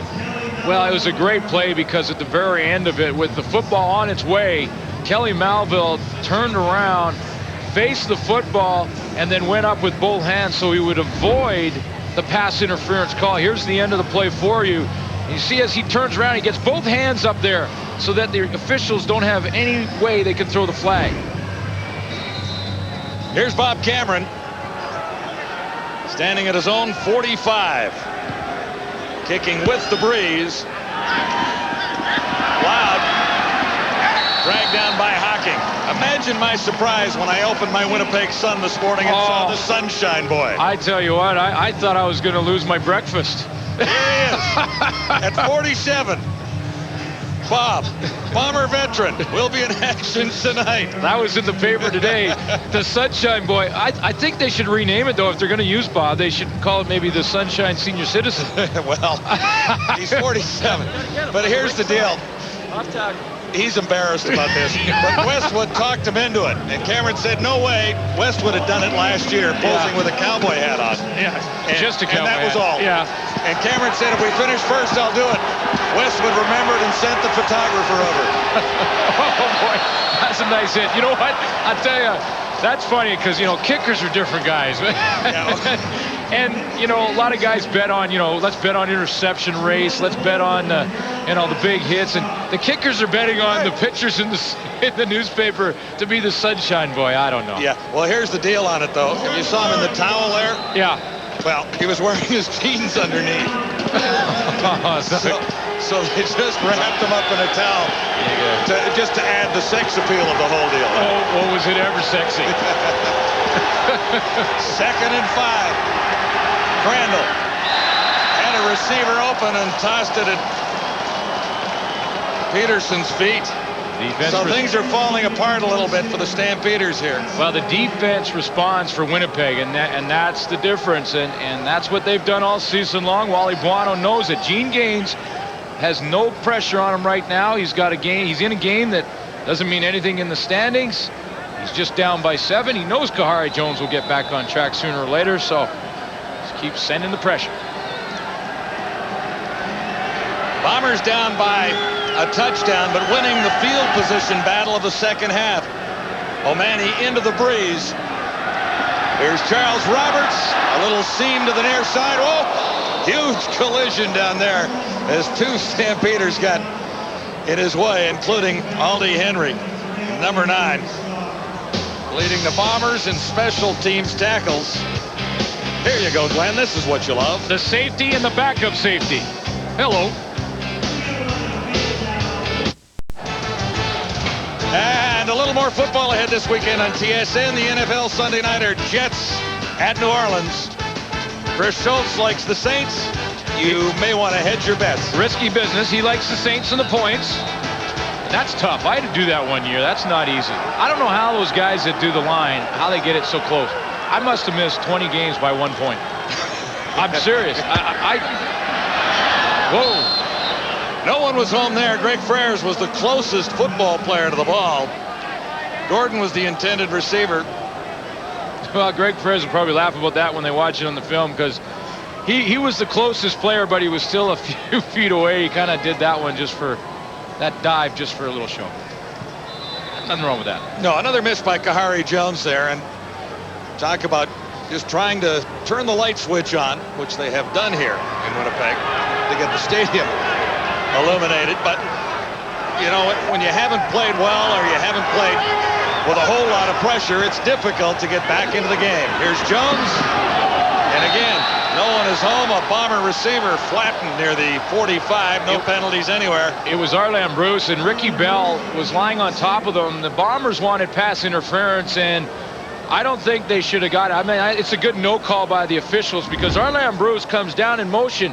Watch how he comes down, and then he goes across the middle, but he'll slip and fall on his own right there on the cut. And then because he's falling down, Ricky Bell just lies down on top of him. Kahari Jones wants to go to Arlan Bruce over the middle. He slips and falls, but has to throw it anyway because of the sea of white jerseys that hit him in the mouth. Here's the Sunshine Senior back in the game at the 40. Has to go high to bring that one down. Cameron's kick with the win. Look out. Yeah, footing is tough down there. Warren had nowhere to go. 46 on the punt by the veteran Cameron. No return. 19-12. Stamps hanging on to a 1-touchdown lead.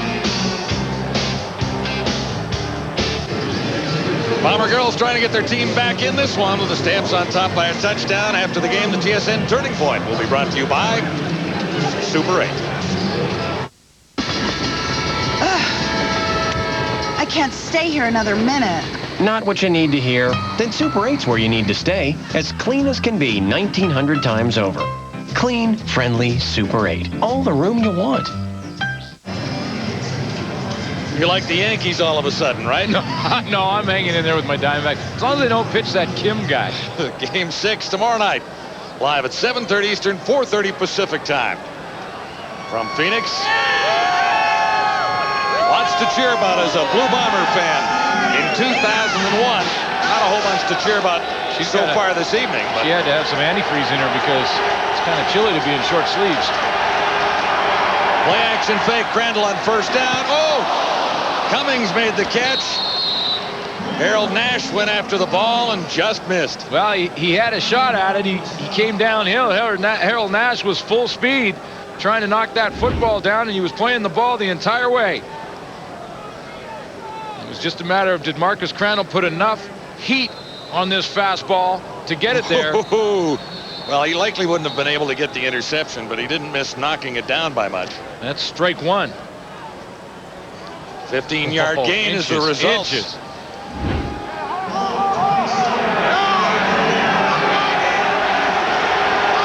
Stampeders first down. Outside the 25. Crandall goes to the far side. Too far. Boy, the footing is becoming more of a problem. I watched Mark Bolrichter there try and come out of his break. Vince Danielson as well on the far side, and they're really tippy-toeing now. And if you start tippy-toeing as a receiver, when you're trying to make a break, you get a chance as a defensive back to really jam the receiver. They tried to change up their shoes a couple of times throughout the warm-up process, but looks like the field is more wet now than it was at the beginning of the game. 2nd and 10, Stampeders. Crandall has a wide open target and a first down on the far side. Aubrey Cummings makes the catch. What's happened to the field here in Winnipeg? It was really quite cool yesterday, and today the temperature rose considerably, and it's basically like frost coming out of the ground. Yeah, and it made it real slick, and that's why these receivers, I mean, that catch from Aubrey Cummings, he was really standing out there on the sideline. See, some guys went with sort of a tennis type of shoe, and that wasn't working, so they went with the sort of semi-cleats down there, and then some were even checking out some molded grass shoes to see if that would work. And right now the receivers are kind of tiptoeing around a little bit. Cummings got 16. Crandall stands in, wide open man. Inside the 25, it's Danielson, or Bolrichter. Bolrichter really didn't have to make a hard cut to get there. He just went to the outside, went then down the sideline, and look at him go down the sideline. See, here's a nice little rounded turn, and a drop coverage from the Winnipeg Blue Bombers left him wide open. Bolden realized late that was his man and saved a touchdown. A 45-yard gain for Mark Bolrichter sets the Stampeders up at the 22. Bunch formation again. Almost a reverse play, and it's well read by the Bomber defense. During that bunch formation, 5 different receivers for the Calgary Stampeders have actually run the football out of that formation, and that's exactly what they did there. They basically run the same play where they go with Kelvin Anderson in the middle and the receivers to the outside. It limits you in your passing game when you have your receivers that tight to the offensive line, so George Cortez knows that it's more of a running formation for him, but they've used it all season long. Now they spread it out again on 2nd and 12. Stamps definitely in McLaughlin's field goal range. One more chance here. Nice defensive play. There's the ex-Stampeder Marvin Coleman, an all-Canadian in Calgary last year, signed as a free agent in Winnipeg this season. Well, because Marcus Crandall was holding on to the football, see, he wants to go to the left side here. First guy's covered down the seam. That's Vince Danielson. So now he has to reload, and that ball took a long time to get out there. It gave Marvin Coleman a time to come downhill there and knock it away. He's, by the way, the best pool player in the Bombers secondary. Oh, and you were out at the pool hall yesterday, weren't you? I hung out with the guys for a while from the Bombers secondary, and real tight group of guys, and Marvin Coleman's the best pool player. Mark McLaughlin, 4 for 4, now 5 for 5 as the Stampeders settle for another field goal, but increase the lead to 10, 22-12. Well, one final game on TSN before we say so long to the 2001 season. The makeup game. Battle of the Cats.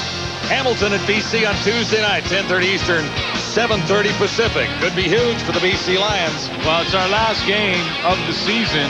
It is the last game of the season. However, we will have the entire panel at Grey Cup in Montreal. And we will be breaking down that for you on SportsCenter all week long leading up to the big game.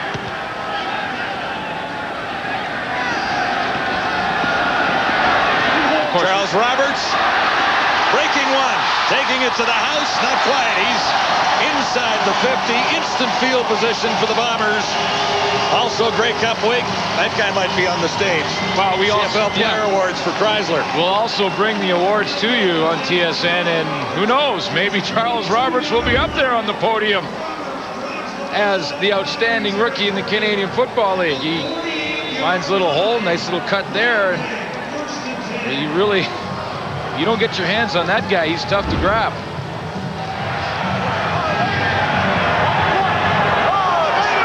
Yard return, first down Winnipeg, just inside the 50. And here's Roberts from the backfield. He's exciting to watch.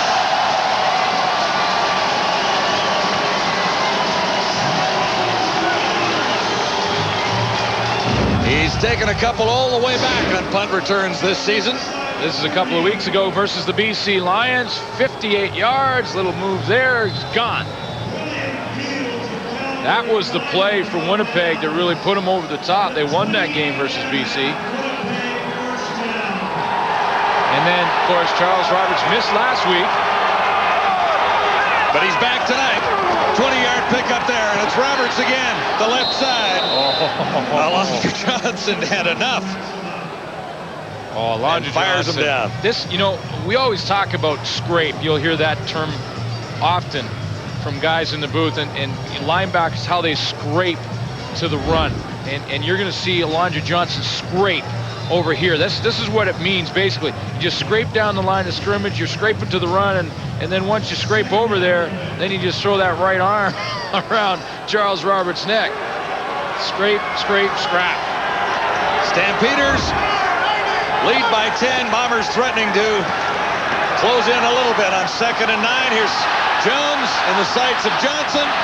Johnson got there. Jones got away, but he's short of the first down. Hey, again, the coverage downfield, John, was unbelievable. Like, there was not an open Bomber receiver to be found for Kahari Jones. He had time. He got outside, and he couldn't throw the ball yet. He had no one to throw to.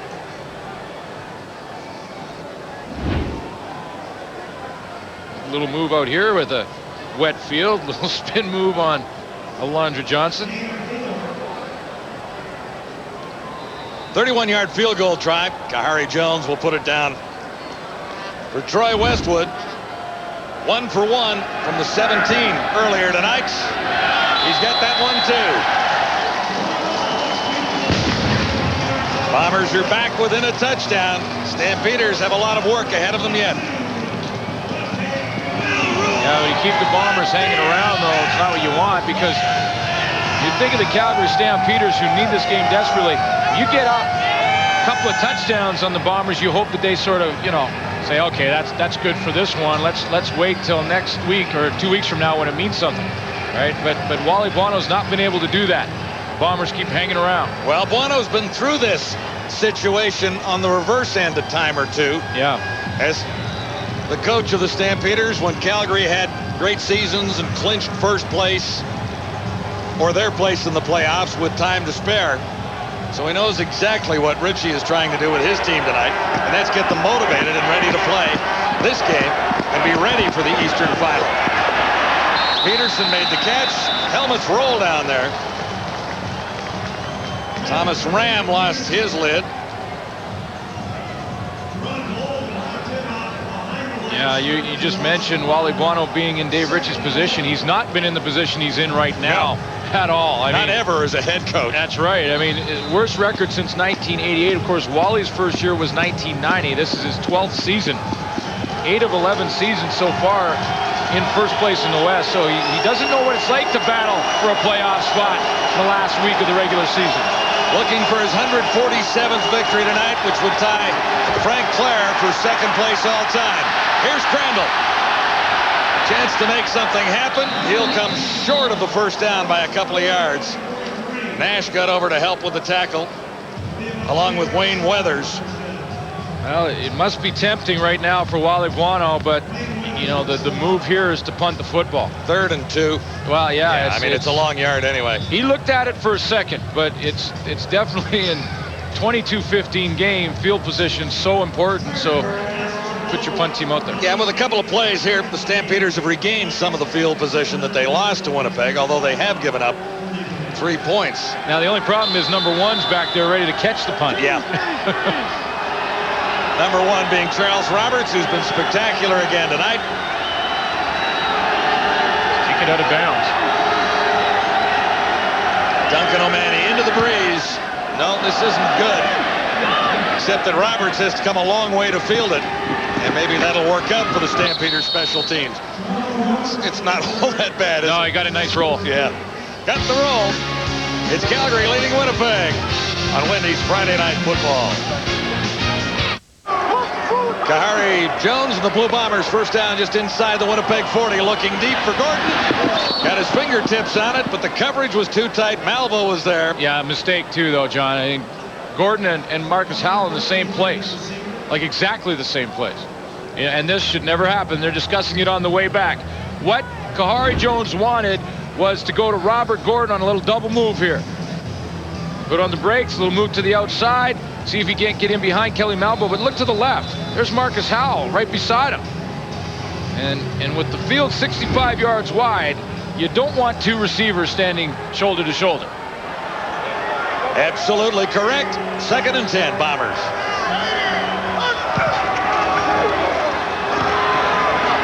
Kahari Jones, wide open man, far side. It's Arlan Bruce, the 3rd. William Fields slipped on the play, John. He tried to turn his hips and come back to that play because it took a long time for the ball to get out there, and he slipped on the turf. And again, that becoming a factor in this game as players continue to sort of tippy-toe on their cuts. The ball took a whole long time to get out there, and you're going to see William Fields kind of down on his hands, and right there, he slips down, doesn't have a chance to get up and make the tackle even. 28-yard gain, setting the Bombers up inside the 45. There's Charles Roberts, and almost a first down. In fact, he's very, very close. He'll likely get it on a decent spot here. And the O-line had a pretty good path cleared for Roberts there. John, running the football so important for Winnipeg. You see the great blocking up front. It allows that offensive line to tee off on the defensive line, and it's been important for Winnipeg, even though Kahari Jones puts up impressive passing numbers. Look what happens when they win. 121.5 rushing. 3 losses, it's dropped to 75.3. Big difference. Roberts had the first down in the previous play, escaped there, and Joe Fleming had enough of that and fired him back.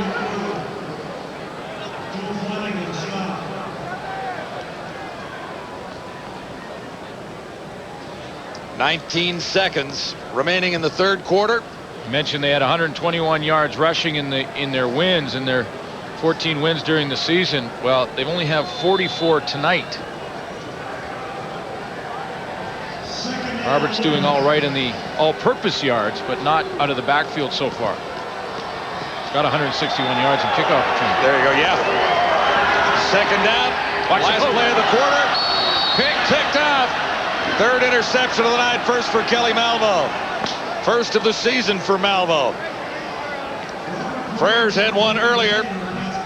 Malvo comes up with one here. It will stall the Bomber drive. Big break for the Stampeders. Wendy's Friday Night Football at the quarter. 22-15 Calgary. Winnipeg trying to use the game, Chris, as a game to get themselves into some kind of a focus. They didn't play well last week. Now they're going to have some 2 weeks to prepare. Well, how important is that prep going to be? You know what? It's really unique because when you have a 2-week layoff at this point of the time, it's really difficult to stay focused and really anticipate what's going to go on. I remember back in 1988, we had an outstanding Argonaut team. We were 14-4. The first week off, we practiced hard, really hard. The second week, we lost our edge. Winnipeg came in town and beat us. In 91, we did the opposite under Adam Rita. First thing Adam said to us in the locker room, he says, guys, this ain't life and death. It's just football, so don't take it so serious right now. Wait till game day. Winnipeg has an issue on how they're going to approach these 2 weeks. Hamilton, on the other hand, I think they have an advantage. They got to play on Saturday, Tuesday, and then Sunday again. You know what? They're going to be mean. Every bone in their body's going to hurt, and they're going to have an attitude, and I think they can use that to their advantage, Matt. Chelsea, every bone in their body's going to be hurt, and duct tape back together, I know. too. That time of That's year, a horrendous schedule. I would hate to be Hamilton this point of the season, but they put themselves in a good situation.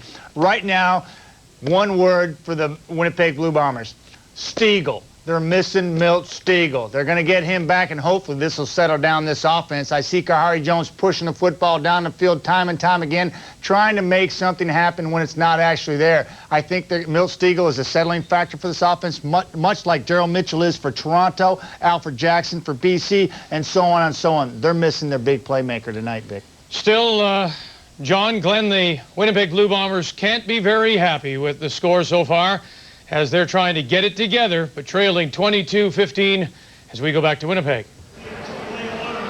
Just a touchdown separating these two teams with a quarter to go. Malvo has the latest interception, tossed up by Kahari Jones. Watch Robert Gordon here, and I think Kelly Malville took advantage of the poor footing because Gordon has to break this route. Watch this. See, this angle is supposed to be sharp and back to the football. Because of the footing, he bananas the route, and that allows Malville to cut underneath. You see how he just kind of bananas that turn rather than a sharp cut to the outside? Malville comes underneath and takes advantage of it. That's not a typical Robert Gordon type of pattern. Field might have a little something to do with some of what we've seen here tonight. It's a little slippery out there. First play, final quarter. Here's Kelvin Anderson. The defense is keeping him in it, though, and that's the positive thing here. Vic talked about that. They're very upset here in Winnipeg, and yeah, they're behind, but this defense is keeping them close. And as long as you're close coming down the stretch, you never know. Through three quarters, here are the numbers. And that's what Vic was talking about. I mean, you look at the numbers, this should be a Calgary blowout. 334 yards passing already. Time of possession in favor of Calgary, and yet it's close. Too many field goals.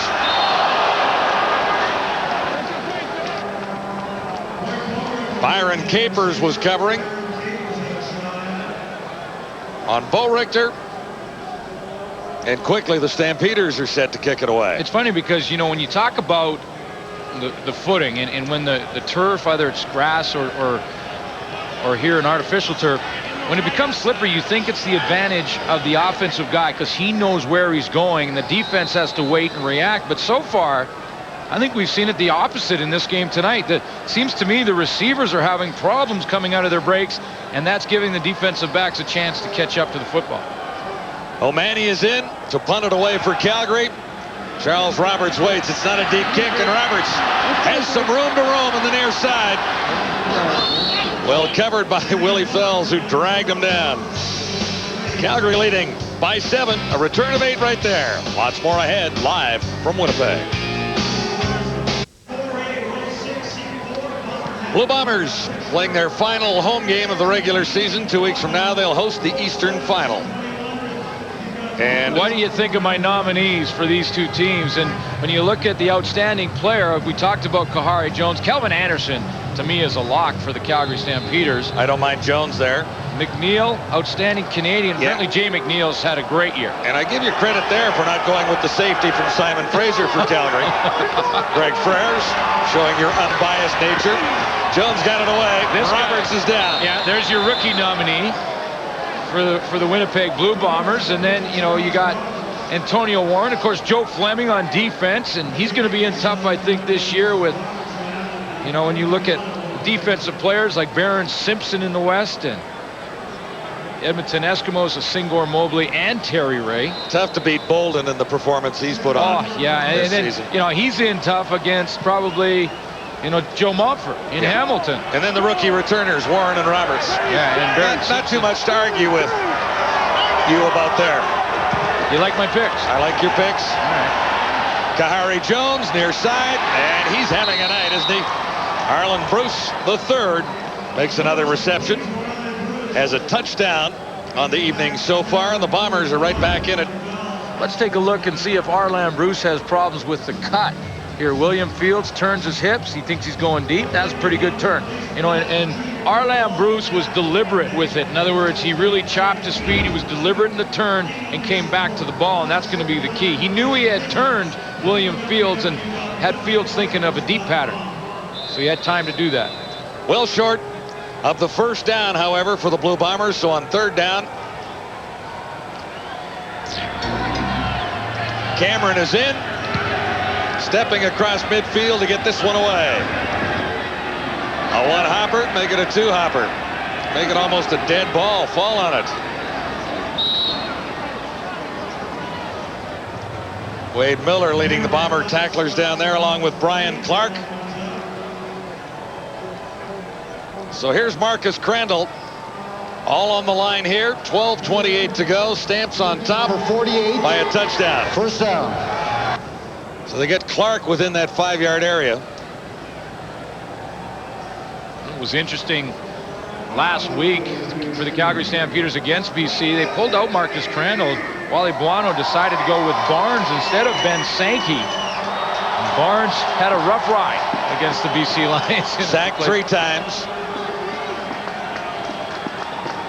But obviously, Wally Buono with this game and the importance of it is going to stick with Crandall. Yeah, and this is an important drive for the Stampeders, pinned deep in their own zone. Crandall elusive. He won't get to first down territory, but positive yards. Well, only 3 when you really look at it from the right angle. You know, that was a very interesting situation when you think last week they threw in Pat Barnes, and here's what happened to Barnes. It was cringe. That's the first play he had, and then it got, you know, worse from there. There's the next play. It was just, and here's the next play after that, and coming from all directions. In 4 or 5 plays, Barnes had been hit 4 or 5 times. Crandall going deep. Bo Richter can't get in behind the coverage. Now, and I asked Wally Buono about it because Ben Sankey is the backup quarterback. Now, that's not a cast he's wearing. That's a turtleneck. Yeah, Barnes. Yeah, and you can see them both there with the coats on. Ben Sankey is got the chart, right? Okay, now he is the backup. Last week, they put Barnes in because Wally Buono felt that if something happened to Marcus Crandall, then they need both to see a few reps, but those weren't the kind of reps that Pat Barnes wants to see in that game. There's Marcus Crandall there with the clipboard. He is the backup. That's Sankey there. Excuse me, Ben Sankey with the clipboard, and Marcus Crandall's the starter. There you go. O'Mani gave up a couple earlier, but he'll kick it this time with the breeze. Charles Roberts misplayed it, so the Stampeders had a bit of a break here. It's a loose ball. I think he did touch it. And Roberts was lucky to get back and pick it up again. 1st and 10 Winnipeg when we return. 11:01 to go.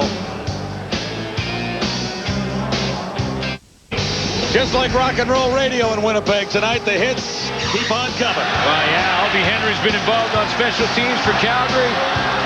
Hit right there on Charles Roberts. How about Double D, Dave Donaldson? Again, there's Aldi Henry and Greg Frères. And that's what Dave Ritchie doesn't want to see too much of tonight. His star quarterback can hit like that. Bombers looking at 1st and 10. Just inside the 45. Kahari Jones. Threw it away. Can't find anyone. And he's down again. Joe Fleming was in the neighborhood. Officials took a glance over there to see if there was a receiver nearby because I don't think the ball crossed the line of scrimmage. Well, it was close anyway. And Robert Gordon was only about 4 yards away, so he gave him the benefit of the doubt. Again, Stampeders grab a playoff spot if they can hang on for a victory here tonight.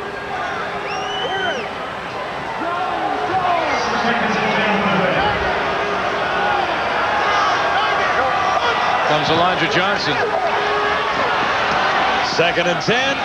This guy has made great catches all night. It's Arland Bruce the third. Tough to bring down. He's got the Bombers inside the Stampeder 30. He had to turn back over the middle. There was a lot of heat on that ball from Kahari Jones. He's going to come right over here.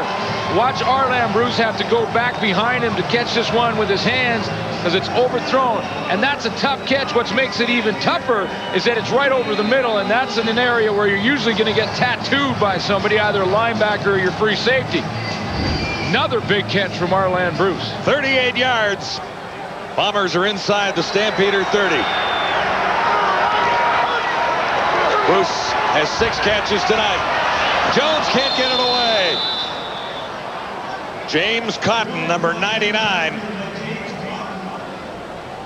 Got to Kahari Jones that time. Cotton has been making his presence felt here tonight. Well, yeah, and he had 8 sacks coming in. And Cotton, watch Cotton on this one. I mean, he treats Kahari Jones like he doesn't really like him. 8 sacks on the season coming in. There's number 9 for James Cotton. Loss is 8. This is 2nd and 18. Jones stands in. Will he get a chance to get it away? Not this time. Safely out of bounds. Well, there's one thing about this play that I find a little interesting, and that is that on 2nd and 18, the Bombers decide to go with play action, and I think it's safe to say that the defense on 2nd and 18 is not going to think you're going to run the draw play. So I'll have to mention that one to Rick Warman, because, of course, he was a former teammate of mine in Saskatchewan, so I can have a little fun with Rick Warman on that one. So you've read Football for Dummies, have you? I could say, okay, come on, 2nd and 18. Who are you trying to fool with that little play action thing? And he has done a nice job with this offense here in Winnipeg. Here's Westwood. 42-yard try. Oh. He slips. It's a knuckler. Warren gets it out of the end zone. Good decision to run it out. He makes a play and another one. And the kicker got him. That'll be embarrassing in the highlight reel. Well, that's the footing again. One more time. No, I wasn't talking about the slip. I was talking the kicker running you out of bounds. Okay. Watch the slip. Flat foot just never has a chance. Kickers really are a different breed, aren't they? Well, yeah. What's Troy Westwood got on his foot down there? A little warmy booty? That's the Westwood booty right there. Keeping that kicking foot warm. Yeah, it was just a second or two ago he landed on his bummy, though. Landed on his other booty. Kelvin Anderson on first down. Huge play for the Stampeders. Anderson breaks one. It'll be a Calgary first down. And all of a sudden, the Stampeders are out across the 45. Tonight's game story brought to you by Sport Check, Canada's choice for sporting goods. Well, it's been a good night for Mark McLaughlin, 5 of 5. But if you ask Wally Buono, he would wish that was 5 touchdowns. Think of what the score would be then for Calgary. Crandall's had a nice night. How about Arland Bruce? A couple of big catches. Yeah. Winnipeg Blue Bombers. And Danielson made some superb catches for the Stampeders in the early going. That last one, very telling. Just 6 points off 4 Winnipeg turnovers tonight for Calgary. Anderson picked up 13 on his previous carry. He's not going anywhere this time. You know, John, when you look at that turnover thing, I think it's worth mentioning one more time is that, you know, Winnipeg turns the ball over 4 times in this game tonight. Calgary gets just 6 points out of the turnovers. You know, And when you're Winnipeg Blue Bombers, this year during the season, they turned the ball over 49 times, scored 157 points off those turnovers. That's why they won 14 games. And Calgary hasn't done that tonight, and they're hanging on. These seasons for these two teams, almost a reverse of 2000, where the Bombers lost a lot of close games. Tipped down at the line. McGriggs. Lamar McGriggs has made some plays this evening. Got his hand on that one. Bombers are here tonight looking to regain the swagger of that 12-game win streak and go into the playoffs on a winning note rather than a 2-game losing streak. I mean, this team will lose a little confidence if it loses another one here tonight. Yeah, you know, that's a very important point, the confidence level of the team. And at this level in pro football, you know, the difference between winning and losing is such a fine line, and that confidence and the team playing together at the right time is the big difference. And they need that back. Duncan O'Mahony, pretty good kick this time. Harlan Bruce got away from one. Oh, Alejandro just about took his head off. He ducked at the right time.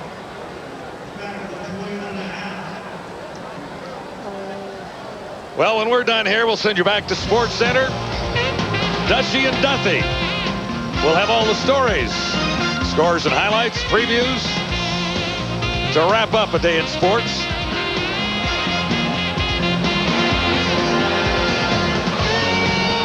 Will the highlights include the Bombers' 15th victory of the season or the Stampeders win here tonight to clinch a playoff spot? We're 6 minutes and 18 seconds away from knowing that.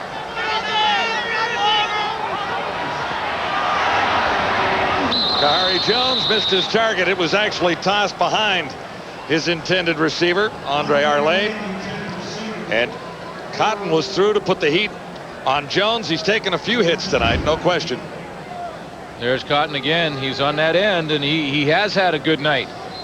You see the offensive line slides the opposite way, and they leave Cotton in a one-on-one with Eric Blunt, the running back, and you know James Cotton would love that matchup every single time.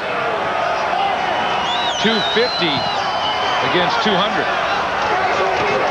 2nd and 10.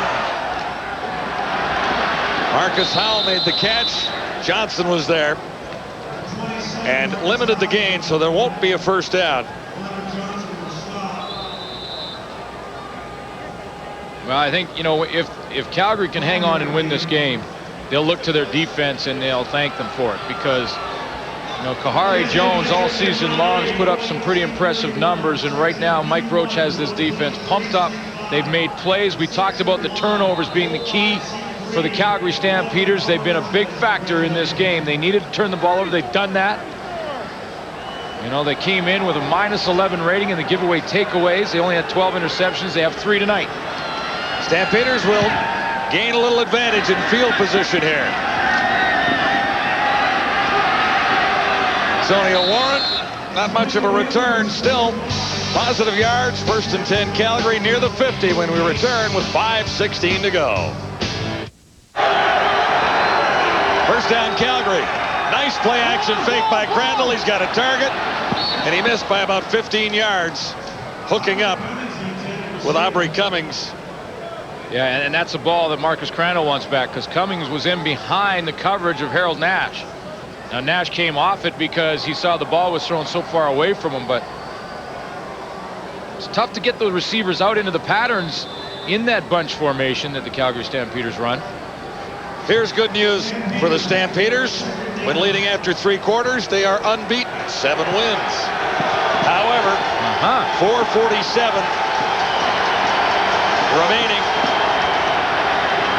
Stanford in a playoff game already tonight.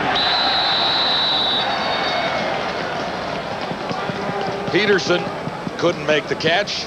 And Peterson was, if he did make the catch, was looking at Antonio Armstrong and Harold Nash and a whole bunch of other Winnipeg tacklers. Calgary number 89, decline, 3rd down. And it wouldn't have mattered anyway. So Bo Richter got a head start. Calgary will kick it away. Lots of time for a Bomber comeback. Plenty of time. It's again the defense keeping them in it. You know, and it should be said that the Winnipeg defense did not play all that poorly against the Toronto Argonauts in that loss. No, it was an offensive problem. Yeah. A power failure at Skydome last week, too, for Winnipeg. Manny's kick sails down to the 15. It's Charles Roberts returning again. Slipped out there. Regained his footing. And he's out across the 25 to the 27. 14 on the return. On the line tonight, a playoff spot for the Stampeders, guaranteed with a Calgary win. If they lose this game, if Calgary loses this game, the Argonauts play Hamilton. They have a chance now to take Calgary and knock them right out of the playoffs. And that's that crossover. With a win over Hamilton tomorrow. That's right. Now, yeah, and I'm not saying that that's a given, but the bottom line is they take control then of their destiny. And you heard the guys talk about it at halftime, the crossover format. I love it. Oh, it's terrific. I mean, that's kept the excitement in the final 3 weeks of the season as Blunt takes out. Without the crossover possibility, East coming west or west going east, but this year East coming west, all of the playoff positions in the CFL would have been decided 2 weeks ago. That's right. That's right. I mean, not necessarily where the team finished, what but position. The playoff teams would have been known. Well, in '97, it happened when the Lions went over to Montreal, played that game, and the first time it ever happened in a crossover format that was similar to the current crossover format was 1986. Calgary, when there was 4 teams in the West made the playoffs and only 2 in the East that year. 2nd and 2, and Blunt has problems. He won't get the first down. Play developed a little bit slowly, and Fells was there to greet Eric Blunt. I have to punt the football.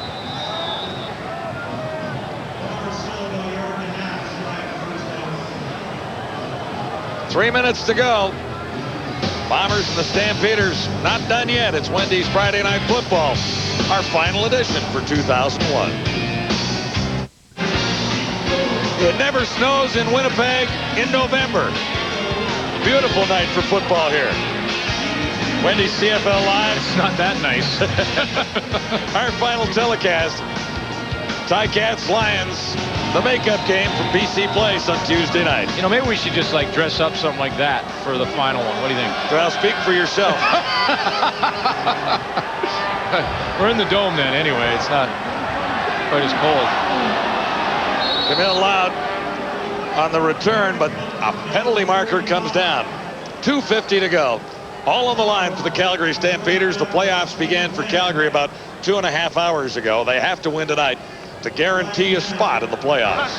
I would say 3 or 4 times this year, the Calgary Stampeders have been in this exact position.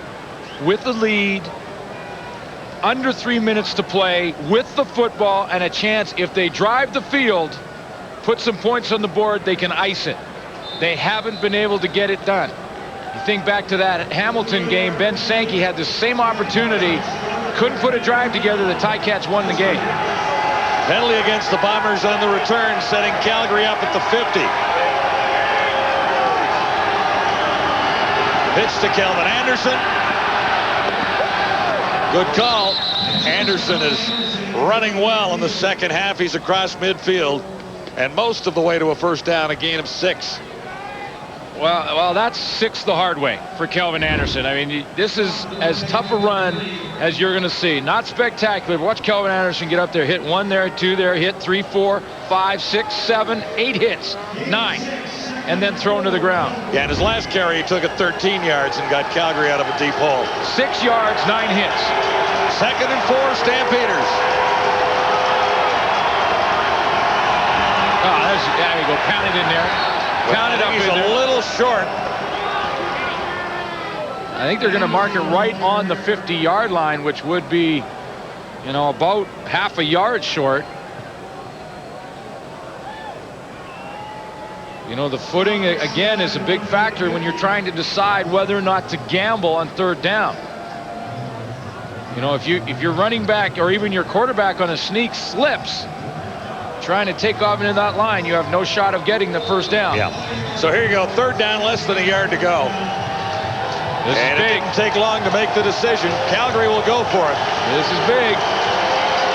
Number 1 defense against the run right here. Will the gamble pay off for the Stampeders? No flags, and they should have the first down. Crandall straight ahead. Oh, it's going to be close, John. You know, I thought Crandall was over the top and had, with his forward progress, plenty of yardage for the first down. But now they've peeled a few players off the pile. And they put it just over the 50-yard line, which is exactly where that first down marker is. They're going to have to bring the sticks out and take a look at it, and I don't know. This is so close. At first glance, I thought he had the momentum, but I don't know if he didn't get a great spot down there, but he may not have had enough for the first down. What a way to turn the ball over to the Bombers if Calgary comes up short here. We could get Brian Clark and Marvin. They didn't get it. They didn't get it. No, they're inches short. Turnover. Bombers ball. Oh, boy. You know, John, I agree with you. I thought Marcus Crandall in his initial surge, he got forward progress and got that first down. Yeah, Chopper, roll it again. Give us another look. Talking about Paul Hemming, our director. Yeah. Here we go. Let's see if he gets this now. He's got to get well over that line. I thought that surge put him about a yard over, but then he starts getting pushed back a little bit. There's the line. He needs about a half yard more than that line. Let's see the surge. That's tough to see in that shot, but you can see him in there in the middle of it getting pushed back after the fact. Here's the Bombers' chance for the win of the tie. First try for Kahari Jones. And he misses Arlam Bruce III. Now, of course, the second guessers will say that had Wally Buono punted there, now he's forcing Kahari Jones with under 2 minutes to drive 80, 90 yards rather than 50 yards or 60 yards right now that he has to go because they didn't get that first down. Now, I'm not second guessing it. I like the call. You have never second guessed in your life, have you? No, I like the call. I really do. A half yard, you got to go. 2nd and 10 Bombers. Inside the Winnipeg 50, still a long way to go with 1:53 remaining. Jones. And he lost the receiver to the slippery field. Stoddard was the closest Bomber to it. Now they got one receiver fell down. And now Kahari Jones has no choice but to go on third down.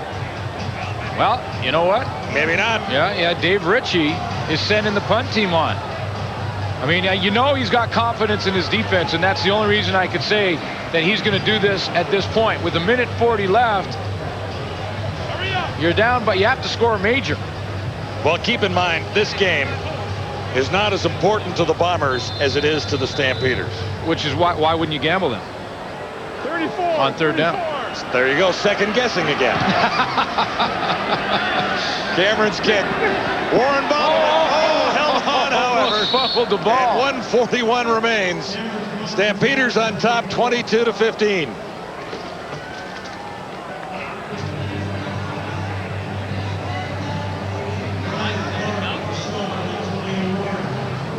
Well, that was very close for Antonio Warren of handing the ball right back to the Winnipeg Blue Bombers.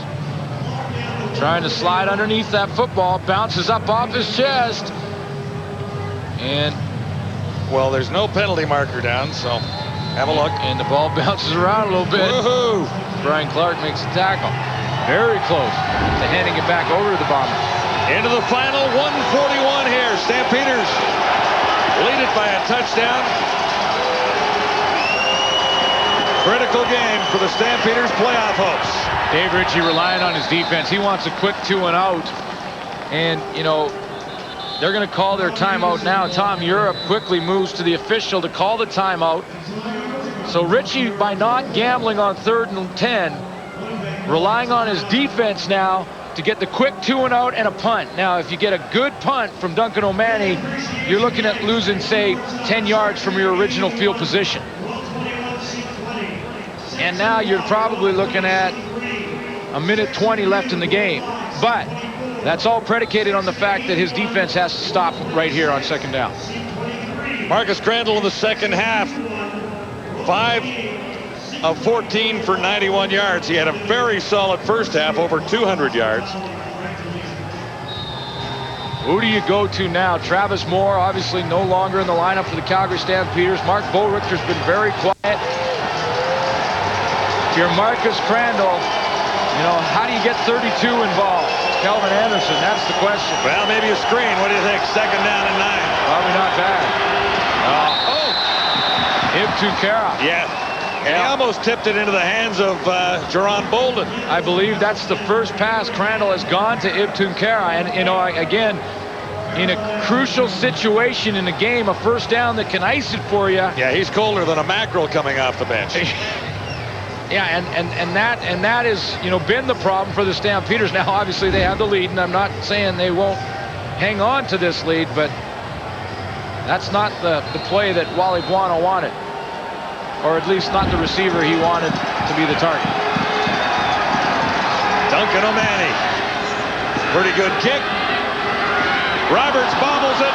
Better get it out of bounds. He stepped out at the 40-yard line. Again, 10 yards difference. So Dave Ritchie relies on the defense, doesn't gamble on third down, and now it's a difference of 10 yards in field position and about 15 seconds off the clock. So his decision was the right one. And I wasn't second guessing. No, and you hardly ever do. Well, I try not to. It's just not right. Okay, here's the Bombers' final drive. Can Winnipeg march it for a touchdown and get even with Calgary? Kahari Jones, quarterback draw, thinking run all the way. And he's got a first down. You think they want to win this game? You think they want to win, though? That's a play, if you don't care about winning this game, that's a play you never call.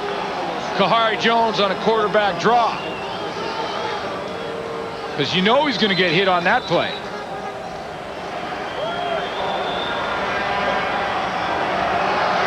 Marcus Howell, wide receiver near side. Kahari Jones with time and a target. Missed him.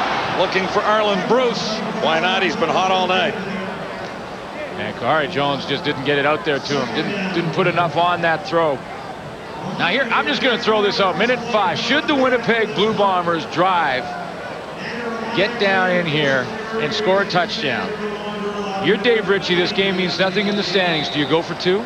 Well, 2 try and win in regulation. Really hurts the Stampeders because a tie gives Calgary a point. Oh, that's what I'm saying. And it could be a very important point to decide the playoff spot. Well, I wonder.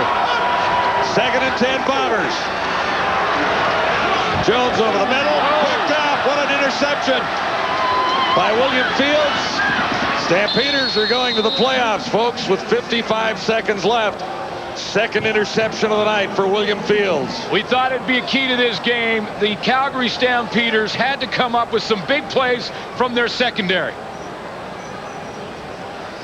First one was a lot easier for Fields than this one. Greg Freres has an interception. Kelly Malville an interception. And William Fields has his 2nd, the biggest of the game for the Calgary Stampeders.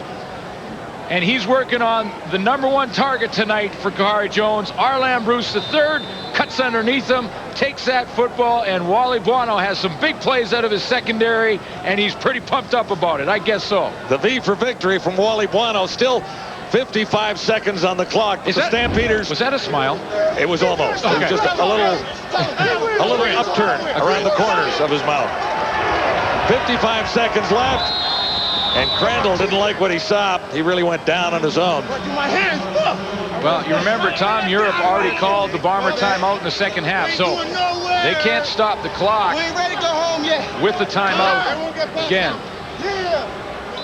But I'm not so sure that the Calgary Stampeders want to just lose another 6-7 yards and have to punt it again. Because as long as there's about 30 seconds on the clock in Canadian football, there's a chance. Oh, still a chance, but I mean, you've got control of the football. You're inside the Winnipeg 40. You shouldn't blow this lead that you've got right now. I'll just drive it up in there now. I mean, you can punt it through the end zone. So they're going to kick a field goal. Well, Calgary will have 20 seconds right now, you know, on the clock. There's only 29 seconds left in the game. So basically, you send your field goal team out there. Yeah, here comes McLaughlin. Final game in his hometown, playing at Sisler High School, growing up in Winnipeg, and he's been a Calgary Stampeder, although he grew up a Blue Bomber fan. Mark McLaughlin. Yeah, well, he's not a fan of them right now. Hasn't been for a while. No. Although this is hometown for McLaughlin. He's had a great night. You know, and I'm wondering if McLaughlin's, they're going to let this time go right down to nothing. They're going to take the penalty, and now there's just 10 seconds left in the game. They stopped the clock. Now, is Mark McLaughlin may be in there to try and angle this one out and directional kick it rather than try the long field goal that could be returned if should he miss. This is a long field goal attempt on a wet ground. And we saw Westwood land on his backside trying to kick one earlier. That's right. You know, and now instead of Marvin Coleman back there, the Winnipeg Blue Bombers go with Charles Roberts, who comes in the game late. So Dave Ritchie gets a bit of a break that Calgary calls that timeout so he can make that change. And now if McLaughlin attempts the field goal here and misses, they've got Charles Roberts back there to run it out. And remember, offensive linemen cover missed field goals. Slippery turf, a 43-yard try for McLaughlin to preserve the win. He's 5 for 5 on the Knights. Missed it. Missed that one. Here he comes. And here's Roberts, ready to return. Watch out. Oh, baby. Not this time, but it opened up a little bit there on the final play of the game. They got a playoff spot. The Calgary Stampeders guaranteed third. You know what? They showed up to play. Wally Buono ties Frank Clare with 147 wins in the regular season. And the Bombers did look rusty. I mean, Kahari Jones struggled in the second half in particular. One for his last 7 passes, and Buono's in the playoffs again. But Winnipeg gets Milt Stegall back for that playoff game, and Wally Buono is just happy with the fact that he's got that playoff spot. So, you know, I don't think there's any concern for Dave Ritchie. They get Milt Stegall back. That will open up their offense in a huge way, and they'll be fine in Eddie's fun. So what are you doing next Friday night? Gee, I don't know. We'll have to make plans. That's it for Wendy's Friday Night Football for 2001. It's been a lot of fun the last 18 weeks. Hang around a stadium, I guess. I don't know. Go to a ball game somewhere. I don't know. Stamps win it. They're in the playoffs. 22-15 over the Blue Bombers. Something to smile about for Wally and the Stampeders.